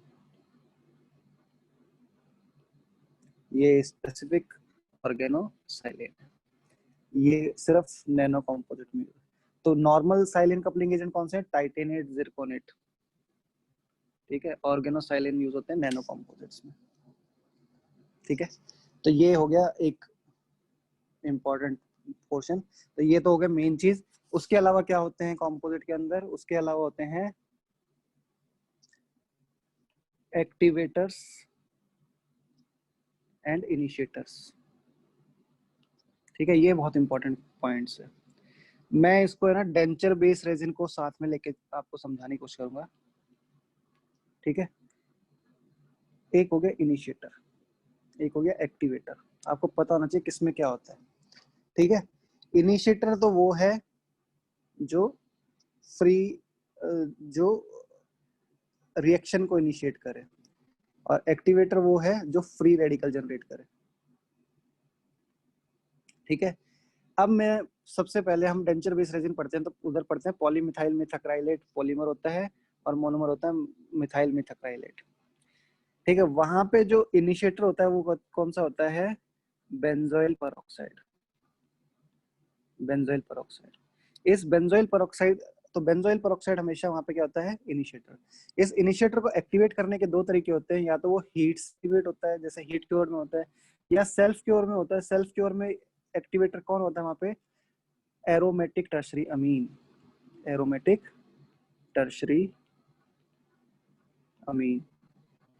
ठीक है, ये होता है, या तो हीट होता है या फिर सेल्फ होता है aromatic tertiary Amin in case of denture base resin. तो यहीं से ये कंसेप्ट लिया इन्होंने। अब हम आ जाते हैं अपने कॉम्पोजिट्स पे। कॉम्पोजिट पे हो सकता है सेल्फ क्योर कॉम्पोजिट हो। पुराने जो कॉम्पोजिट होते थे वो तो self cure. Self cure composite में इनिशिएटर होगा बेंजाइल परऑक्साइड और एक्टिवेटर होगा एरोमेटिक टर्शरी अमीन एक्टिवेटर। सेम यही, एरोमेटिक टर्शरी अमीन एक्टिवेटर मतलब ऐसे एरोमेटिक रिंग होगी और उसमें कहीं पे अमीन की वो, इसको बोलेंगे एरोमेटिक टर्शरी अमीन एक्टिवेटर। ठीक है, तो आपको यही याद होना चाहिए, benzoyl peroxide is BP. BP blood pressure initiator. तो बीपी हमेशा क्या रहेगा? इनिशिएटर, कभी एक्टिवेटर नहीं होगा। एक्टिवेटर हमेशा क्या आएगा? एरोमेटिक टर्शरी अमीन या फिर हीट, जैसे हीट क्योर में होता है, सेल्फ क्योर में एरोमेटिक टर्शरी अमीन। लेकिन जब विजिबल क्योर की बात आती है, जो हम क्योरिंग लाइट यूज करते हैं, तो वहां पे एक्टिवेटर याद करो सबसे पहले, वहां पे बेंजोइल परऑक्साइड नहीं होता है। ठीक है, वहां पे क्या होएगा? बेंजोइल परऑक्साइड, यहाँ पे क्या होगा? एक्टिवेटर, या तो एक एक्टिवेटर होती है आपकी लाइट। लाइट क्यों एक्टिवेटर है? क्योंकि लाइट के अंदर जो वेवलेंथ है वो कितनी है? विजिबल लाइट की वेवलेंथ होती है 400 टू 700 नैनोमीटर। ठीक है, विजिबल लाइट की है 400 टू 700, 400 टू 700। ठीक है, और क्योरिंग, विजिबल क्योरिंग लाइट की कितनी है? विजिबल क्योरिंग लाइट की वेवलेंथ होती है 400 टू 500 नैनोमीटर। ये मैंने इसलिए लिखी है क्योंकि ये आपको क्वेश्चन आता है, what is the range of wavelength for visible curing light? It is from 400 to 500 nanometre.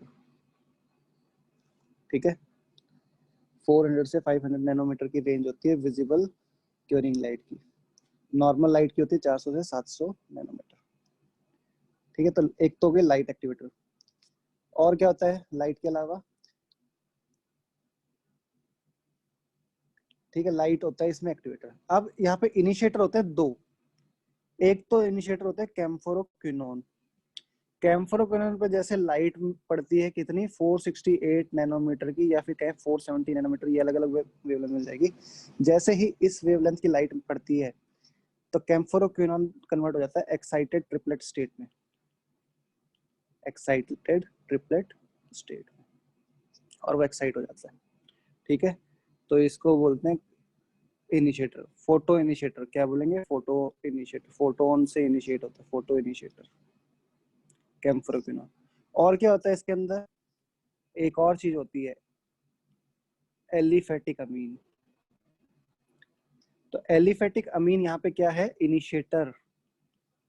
और इस एलिफेटिक अमीन का नाम है di methyl amino ethyl methacrylate, DMAEM, di methyl amino ethyl methacrylate. ये है एलिफेटिक अमीन। तो आपसे पूछा जाए विजिबल लाइट क्योर सिस्टम में इनमें से कौन सा इनिशिएटर है? ठीक है, और आपको ऑप्शन में दे दे बेंजोइल पेरोक्साइड, दूसरा दे दे एरोमेटिक अमीन, तीसरा दे दे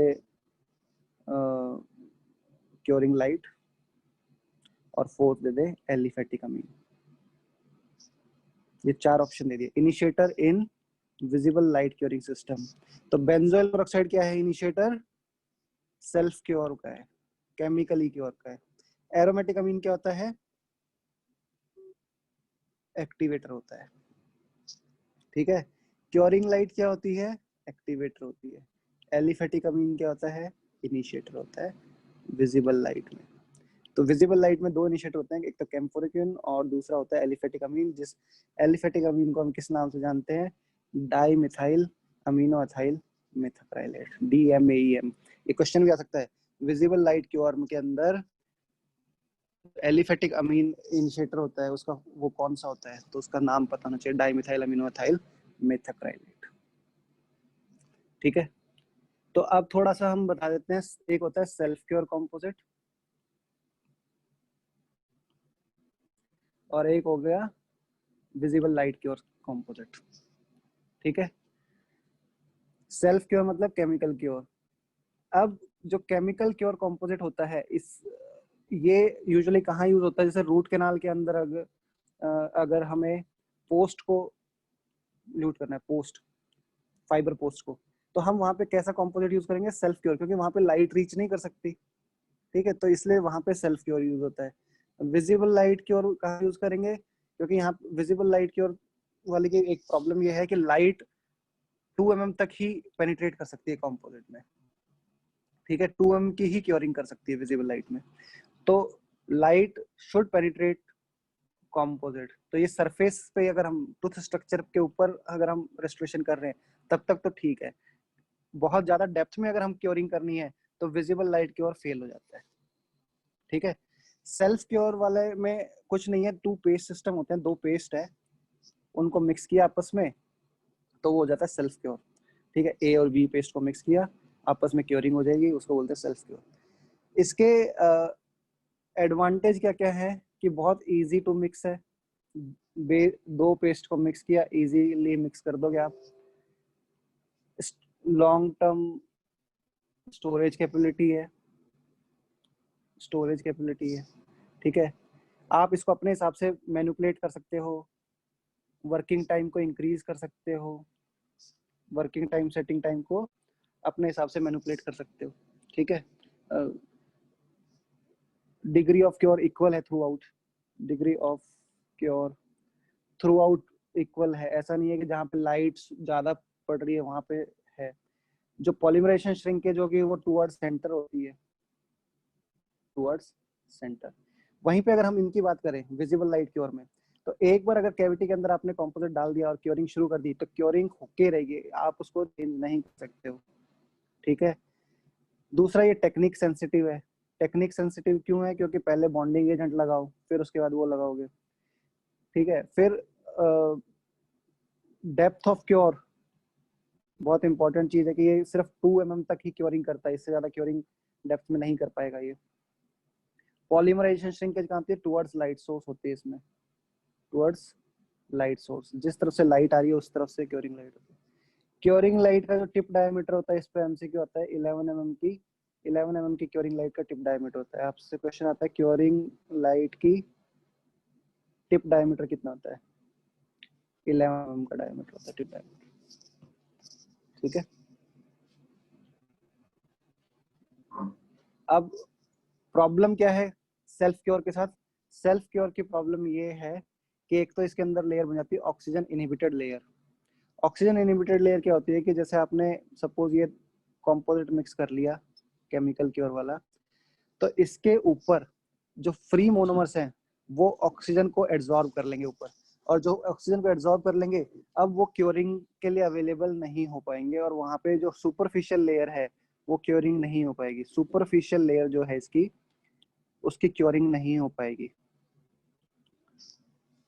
ठीक है। इसको बोलते हैं ऑक्सीजन इनहिबिटेड लेयर, ये इसकी प्रॉब्लम। दूसरा इसके अंदर जो ये एरोमेटिक अमीन है, इनिशिएटर है, ये टाइम के साथ ऑक्सीडाइज हो जाता है। एरोमेटिक जो अमीन है ये टाइम के साथ ऑक्सीडाइज हो जाता है, और ये अगर ऑक्सीडाइज हो गया तो कलर अनस्टेबिलिटी हो जाए। तो कलर अनस्टेबिलिटी भी इसका एक डिसएडवांटेज है ओवर द टाइम। ठीक है,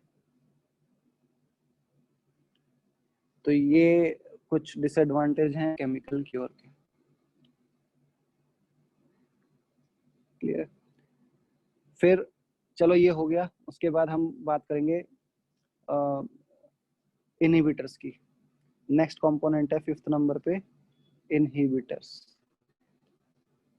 कंपोजिट के अंदर एक इनहिबिटर डाला जाता है, कंपोजिट्स के अंदर एक इनहिबिटर जिसको बोलते हैं BHT, ब्यूटाइलेटेड हाइड्रोक्सी टोलीन। क्या बोलते हैं? ब्यूटाइलेटेड हाइड्रोक्सी टोलीन, ये होता है एक इनहिबिटर। ठीक है, तो आपसे पूछा जाए कंपोजिट के अंदर क्या इनहिबिटर होता है? Butylated hydroxy टोलीन। कितना होता है ये? 0.01% बाई वेट डालते हैं। वहीं पे आपसे पूछा जाए denture base resin, denture base resin है, इसके अंदर कौन सा होता है इनहिबिटर? तो डेंचर बेस रेजिन के अंदर जो इनहिबिटर होता है वो होता है हाइड्रोक्विनोन।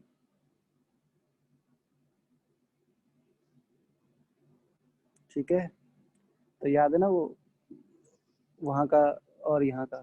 तो ये BHT होता है कॉम्पोजिट में, ये PGI चंडीगढ़ में आया था, PGI चंडीगढ़ में आता है। ठीक है, फिर लास्ट है एक कंपोनेंट होता है optical modifier.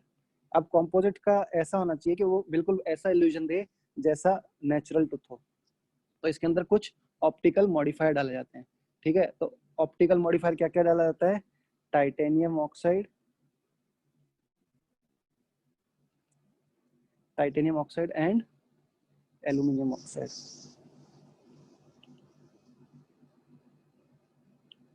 Titanium oxide and aluminium oxide डाला जाता है। कितना डाला जाता है? 0.001 से लेके 0.007% बाई वेट, इतना डाला जाता है। ठीक है, तो ये हो गया हमारा कंपोजिट की कॉम्पोजिशन पे पूरा।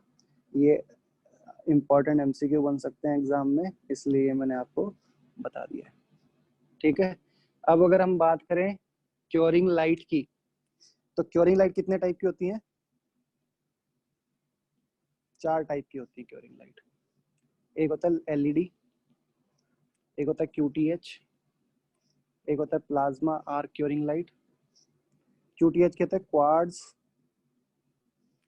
Tungsten halogen lamps. LED कहता है लाइट एमिटिंग डायोड। सबसे ज्यादा जो यूज होती है वो कौन सी होती है? आज के दिन LEDs होती हैं। और इनका फायदा क्या होता है कि टाइम के साथ भी इनकी इंटेंसिटी मेंटेन रहती है, इंटेंसिटी मेंटेन रहती है। ठीक है, और इनकी जो वेवलेंथ होती है वो कितनी होती है? 440 से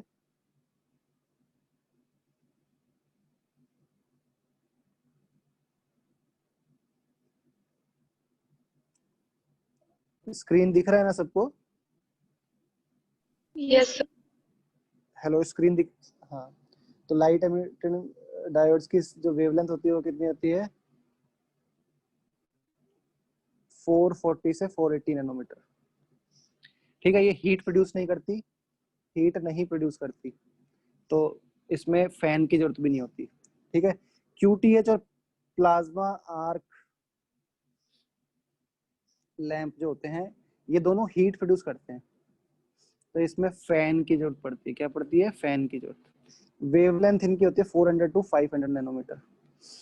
हीट को चेंज करने के लिए फैन होता है। इनके अंदर एक और चीज होती है फिल्टर, एक फिल्टर चाहिए होता है जो इसकी वेवलेंथ को 400 टू 500 मेंटेन रखे, और टाइम के साथ इसकी इंटेंसिटी डिक्रीज होती है, इनकी इंटेंसिटी डिक्रीज होती है टाइम के साथ, तो ये याद रखना है।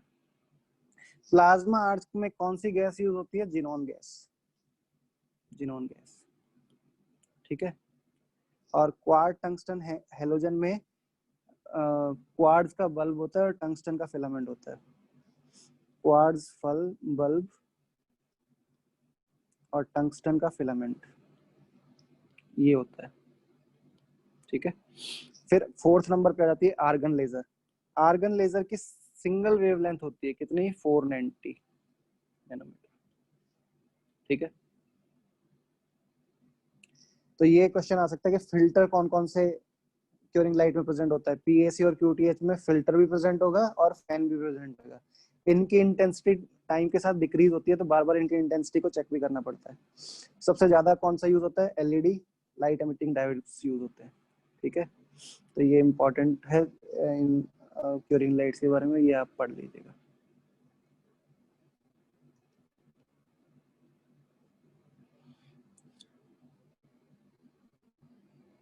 ठीक है, क्यूरिंग एंगल कितना होना चाहिए। क्यूरिंग एंगल मतलब कि कितने डिग्री पे क्यूरिंग लाइट टूथ सरफेस, ये मान लो टूथ सरफेस है तो क्यूरिंग लाइट कितनी डिग्री पे होनी चाहिए, 90 डिग्री पे होनी चाहिए हमेशा। कितने mm दूर होनी चाहिए, 1 mm from the 1 mm distance from the curing मतलब टूथ सरफेस, इतना डिस्टेंस होना चाहिए। ठीक है, और क्यूरिंग टाइम की बात करें तो एक रेडिएंट एनर्जी होती है 16,000 जूल्स, इतनी एनर्जी चाहिए क्यूरिंग के लिए। ठीक है, तो अगर आपकी क्यूरिंग लाइट 800 जूल एनर्जी देती है पर सेकंड, ठीक है, तो उसको क्यूरिंग कितनी देर के लिए कराओगे, 20 सेकंड के लिए। अगर आपकी एनर्जी आपकी curing light 400 joule per second दे रही है तो आप उससे क्यूरिंग कितनी देर कराओगे, 40 सेकंड। तो ऐसा क्वेश्चन आ सकता है कि सपोज आपके पास एक क्यूरिंग लाइट है जिसकी रेडिएंट एनर्जी है 200 वाट पर सेंटीमीटर स्क्वायर, मतलब वो 200 जूल की एनर्जी पर सेकंड प्रोवाइड कर रही है। तो आप कितनी देर के लिए क्यूरिंग करोगे, तो 16,000 हमें चाहिए, 200 वो दे रही है पर सेकंड, डिवाइड कर दो, तो मतलब 80 सेकंड हम उसको करेंगे। तो इस तरीके से आपको क्वेश्चन सॉल्व करने आने चाहिए। ठीक है, तो ये हो गया हमारा बेसिक कंपोजिट्स का। ठीक है, अब आ जाते हैं एडवांसमेंट ऑफ कंपोजिट।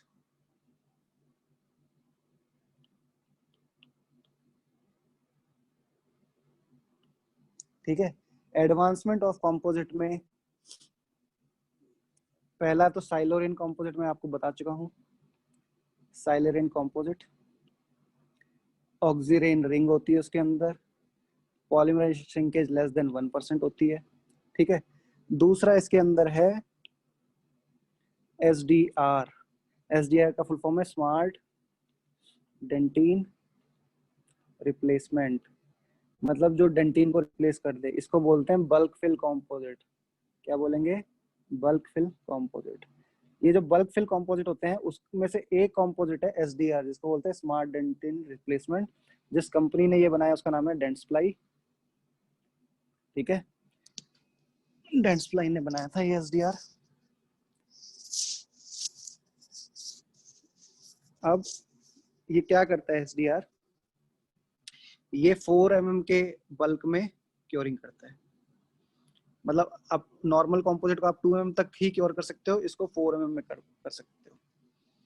ठीक है, सेल्फ लेवलिंग कैपेबिलिटी होती है। सेल्फ लेवलिंग मतलब एक बार आपने इसको कैविटी में फिल कर दिया तो ये अपने आप लेवल बना लेता है, इसको मैनिपुलेट करने की जरूरत नहीं है। ठीक है, तो ये रिसेंट कंपोजिट है, इसकी पॉलीमराइजेशन श्रिंकेज भी लेस देन 1% है। क्यों है इसकी पॉलीमराइजेशन श्रिंकेज लेस देन 1%, ऐसा क्यों है, क्योंकि इसकी जो चेन है, पॉलीमर चेन जो इसकी है, उसमें एक पेटेंट स्ट्रेस ब्रेकर है। क्या है, स्ट्रेस ब्रेकर। मतलब क्या है, सपोज ये इसकी पॉलीमराइज चेन है तो उसमें इन्होंने ये ऐसा एक स्ट्रेस ब्रेकर डाल दिया। ठीक है, जब भी कॉन्ट्रैक्शन होगा तो ये स्ट्रेस ब्रेकर अपने आप को एक्सपेंड करेगा तो जो कॉन्ट्रैक्शन हो रहा है वो कम होगा। ठीक है, तो याद कर लेना कि एक स्ट्रेस ब्रेकिंग या क्या स्ट्रेस डिक्रीजिंग टेक्नोलॉजी है इसके अंदर, स्ट्रेस डिक्रीजिंग टेक्नोलॉजी है इसके अंदर, जो इसको पॉलीमरेज श्रिंकेज को कम कर रही है इसमें। दूसरा इसके अंदर एक और चीज है कि इसके अंदर 4 mm की डेप्थ तक क्योरिंग कैसे हो रही है, 4 mm पे क्योरिंग कैसे हो रही है, क्योंकि इसके अंदर एक इनिशिएटर होता है कैम्फोरोक्विनोन इनिशिएटर, ये डेप्थ में होता है, तो ये इजिली 4 mm की क्योरिंग हो जाती है। तो ये दो इंपॉर्टेंट चीज है, और ये एक ही शेड में अवेलेबल है, available only in one shade.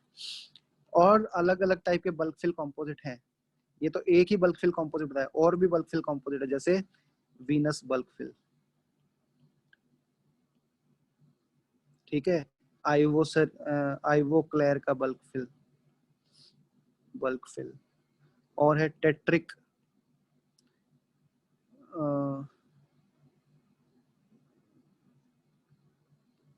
ये आइवोक्लेयर का तो टेट्रिक बल्क फिल ही है।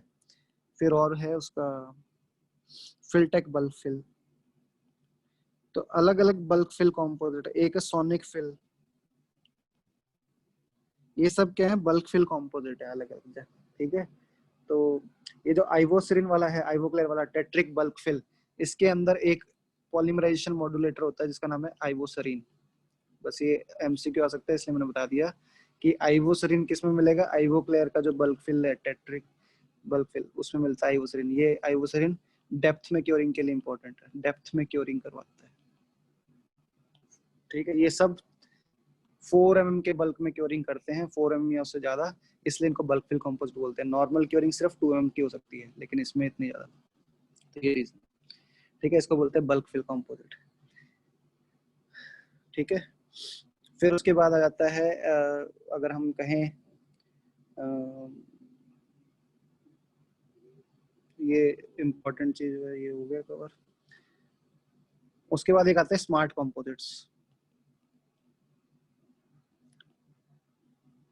स्मार्ट कॉम्पोजिट क्या होता है?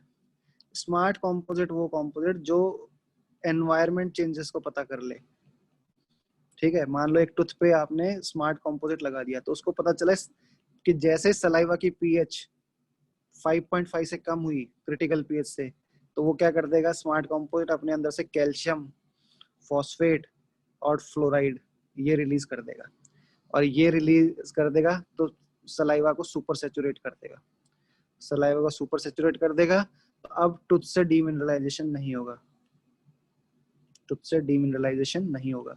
वैसे ही जब सलाइवा में ये सब ज्यादा होगा, सलाइवा में ये सब ज्यादा होगा, तो स्मार्ट कॉम्पोजिट खुद को रिचार्ज कर लेगा, इसको बोलते हैं स्मार्टनेस। स्मार्ट कॉम्पोजिट या जो भी स्मार्ट मटेरियल होते हैं, उनके अंदर ये कैपेबिलिटी होती है कि वो पता कर लेते हैं कि एनवायरनमेंट में चेंज हो रहा है, और उसके अकॉर्डिंगली खुद को अडेप्ट कर लेते हैं, इसलिए उनको बोलते हैं स्मार्ट मटेरियल। स्मार्ट मटेरियल के एग्जांपल, फॉर एग्जांपल एक है जीआईसी, स्मार्ट जीआईसी अवेलेबल है। एक है नाइटाई के जो वायर्स होती हैं जिसमें ऑस्टेनाइट और मार्टेनसाइट होता है, वो भी स्मार्ट मटेरियल में आता है। और तीसरा मैंने बोल दिया स्मार्ट कॉम्पोजिट्स, ठीक है। ये एक एमसीक्यू आया है, all of the following are smart material except, तो जीआईसी भी स्मार्ट में आता है। ये नॉर्मल जीआईसी नहीं, ऑर्थो में बैंड को ल्यूट करने के लिए एक जीआईसी डेवलप किया है, ठीक है। क्या? Smart GIC. स्मार्ट जीआईसी ऐसा है कि उसमें बैंड पे लगा के उसको लूट कर दिया तो बॉन्ड स्ट्रेंथ अच्छी हो गई। जैसे आप उसको ड्राई करोगे तो उसके अंदर अपने आप क्रैक्स डेवलप हो जाएंगे और वो डीबॉन्डिंग के लिए तैयार हो जाएगा। तो उससे क्या होगा, इनेमल पे आपको मार्क्स नहीं मिलेंगे, या फिर ये इनेमल को खराब नहीं करेगा। तो ये स्मार्ट जीआईसी होता है जो डेसिकेशन और ड्राइंग पे डीबॉन्ड हो जाता है। नाइटाई वायर हो गई और स्मार्ट कॉम्पोजिट हो गई, ये सब स्मार्ट मटेरियल है, ठीक है। फिर आता है एक पैकेबल कंपोजिट होता है। क्या होता है? पैकेबल कंपोजिट। पैकेबल कंपोजिट मतलब ऐसे कंपोजिट जिसको आप कैविटी के अंदर कंडेंस कर सको, इनको बोलते हैं पैकेबल कंपोजिट, ठीक है। कैविटी के अंदर आपको कंडेंस कर सको, ऐसे कंपोजिट बोलते हैं पैकेबल। ये किस कॉन्सेप्ट पे बेस्ड होते हैं? प्रिम कॉन्सेप्ट पे बेस्ड होते हैं। तो आपसे क्वेश्चन आ सकता है, प्रिम कॉन्सेप्ट पे बेस्ड कंपोजिट्स कौन से होते हैं? पैकेबल कंपोजिट। इनके अंदर इतनी कंडेंसिंग एबिलिटी होती है जैसे अमेलगम की, ठीक है, लेकिन इसका कोई स्टडीज में कोई फायदा नहीं मिला, नो एडवांटेजेस, ठीक है, no advantages as compare to amalgam, या फिर ट्रेडिशनल कंपोजिट से कोई एडवांटेज नहीं मिला, बल्कि माइक्रो लीकेज वगैरह ज्यादा ही मिली। ठीक है, तो ये प्रिम कंसेप्ट क्या होता है? Polymeric rigid inorganic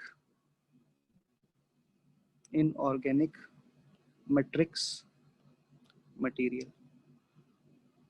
polymeric rigid inorganic matrix material. इसमें जो फिलर्स थे, फिलर्स किसके यूज होते थे पहले, जो हमने पढ़े अभी तक, कोलॉइडल सिलिका, इनके फिलर होते थे, ठीक है, या ग्लासेस के। लेकिन यहाँ पे किसके फिलर यूज हो रहे हैं? पॉलीमरिक रिजिड इनऑर्गेनिक्स मटेरियल, मतलब कि सेरामिक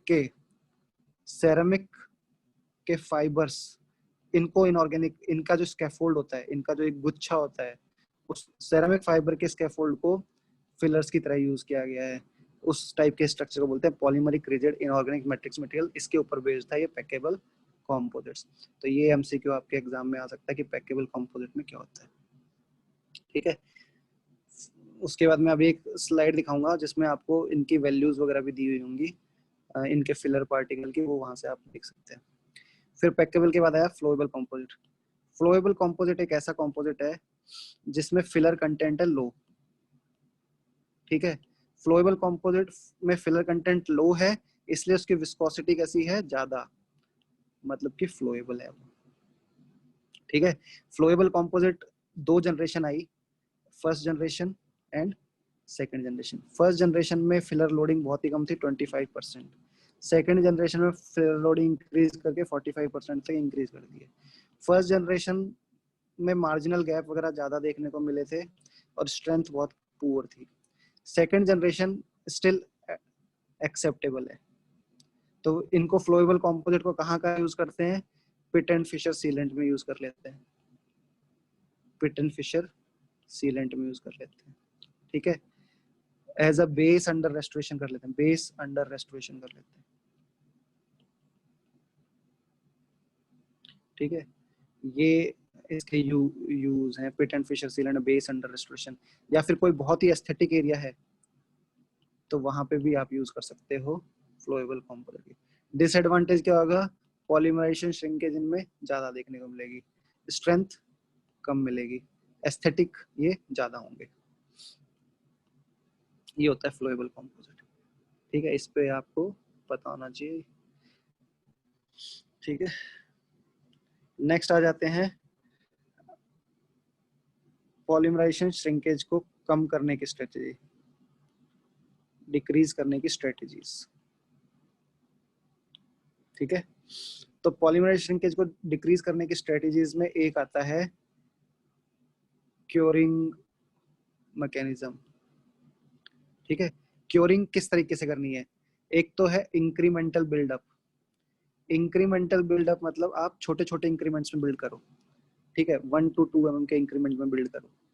क्यों? क्योंकि सपोज ये आपकी एक कैविटी है, अगर आप इसको बड़े इंक्रीमेंट्स में बिल्ड करोगे, ठीक है, तो 2 चीज होंगी। एक तो 2 mm से ज्यादा क्योरिंग करोगे तो क्योरिंग पूरी होगी नहीं डेप्थ में। ठीक है, दूसरा, ये एरिया पे बॉन्ड कर रहा है, इस एरिया पे बॉन्ड कर रहा है, ऐसे फेस भी करेगा, ऐसे लिंगुअल भी करेगा, ऐसे इधर भी करेगा, ओनली एक सरफेस पे ये बॉन्ड नहीं कर रहा है। तो ratio of bonded to unbonded क्या होता है? C factor. तो सी फैक्टर ज्यादा होता है।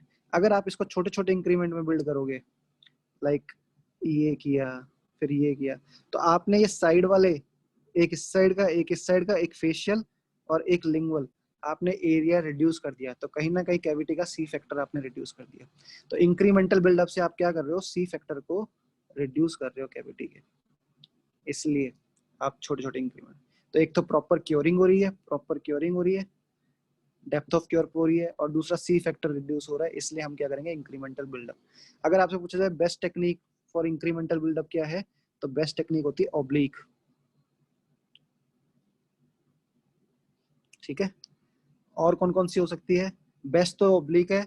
हॉरिजॉन्टल वाली, अगर हॉरिजॉन्टल कर रहे हो तो इसको हॉरिजॉन्टल बोलते हैं, वर्टिकल कर रहे हो तो वर्टिकल बोलते हैं। ठीक है, या फिर कई बार एक हॉरिजॉन्टल देके फिर सारी वर्टिकल करते हैं। लेकिन बेस्ट टेक्निक जो इंक्रीमेंटल बिल्डअप की, वो कौन सी है? ऑब्लिक। ऑब्लिक में भी फिर 2 तरीके आ जाते हैं, centripetal and centrifugal. Centripetal and centrifugal. Centripetal मतलब कि बाहर से अंदर। सपोज ये क्लास 2 कैविटी है, तो आपने क्या किया, पहले प्रॉक्सिमल बॉक्स है ये, आपने यहाँ पे पहला इंक्रीमेंट डाला, यहाँ पे दूसरा इंक्रीमेंट डाला ये, तो मतलब एक्सटर्नल वॉल बिल्डअप कर ली। उसके बाद तीसरा इंक्रीमेंट डाला यहाँ पे, चौथा इंक्रीमेंट डाला यहाँ पे, तो इसको बोलेंगे सेंट्रीपिटल। बाहर वाले किया आपने, अंदर वाला किया, इसको बोलेंगे सेंट्रीपिटल। वहीं पे ये प्रॉक्सिमल बॉक्स है, ये प्रॉक्सिमल वॉल है, ये एक्सियल वॉल है क्लास 2 में। ठीक है, आपने क्या किया, फर्स्ट इंक्रीमेंट यहाँ पे, सेकंड इंक्रीमेंट यहाँ पे, थर्ड यहाँ पे, फर्स्ट सेकंड थर्ड फोर्थ, अंदर से बाहर गए, तो इसको क्या बोलेंगे, सेंट्रीफ्यूगल इंक्रीमेंट्स। ठीक है, फिर आ जाता है डिग्री ऑफ कन्वर्जन। अच्छा, पहले क्योरिंग की बात करें। क्योरिंग में ही अब 3 तरीके से क्योरिंग हो सकती है। एक होता है soft start polymerisation, soft start polymerisation. एक होता है डिलेड क्योरिंग। ठीक है, और एक होता है रैम्प्ड क्योरिंग। तो सॉफ्ट स्टार्ट पॉलीमराइजेशन क्या होता है कि आपने पहले लो इंटेंसिटी की लाइट यूज की। लो इंटेंसिटी की लाइट मतलब कि 200 वॉट वाली लाइट यूज की पहले, और बाद में हाई इंटेंसिटी की। 10 मिनट तो आपने लो इंटेंसिटी की यूज की, बाद में हाई इंटेंसिटी की यूज की, 800 वॉट वाली कर दी। तो इसको बोलते हैं सॉफ्ट स्टार्ट पॉलीमराइजेशन। कि सपोज ये पहले स्मॉल, ठीक है, सम वैल्यू इज देयर, ये 0 है, तो पहले सॉफ्ट फिर हाई, तो इसको बोलेंगे सॉफ्ट स्टार्ट पॉलीमराइजेशन। ठीक है, डिलेड क्योरिंग में क्या करोगे, आपने पहले 10-15 सेकंड कोई क्योरिंग करी ही नहीं, 10-15 सेकंड आपने कोई क्योरिंग नहीं की, उसके बाद फिर आपने नॉर्मल इंटेंसिटी से क्योरिंग कर दी, तो इसको क्या बोलेंगे, डिलेड। और थर्ड है रैम्प्ड। रैम्प्ड में क्या आएगा कि इंक्रीमेंटल बिल्डअप कर रहे हैं आप, पहले थोड़ा सा, फिर थोड़ा सा, फिर थोड़ा, फिर थोड़ा, ऐसे इंक्रीमेंटली आप इंक्रीज कर रहे हो क्योरिंग की इंटेंसिटी को, तो उसको बोलते हैं ramped. Soft start, delayed and ramped. ये तीनों स्ट्रेटेजी किस लिए है कि शुरुआत में रेजिन अपनी फ्लोएबिलिटी मेंटेन रखे। ठीक है, रेजिन अपनी फ्लोएबिलिटी मेंटेन रखेगा तो पॉलीमराइजेशन श्रिंकेज कम होएगी। तो इनमें से बेस्ट कौन सा होता है, soft start polymerisation. Best is soft start polymerisation.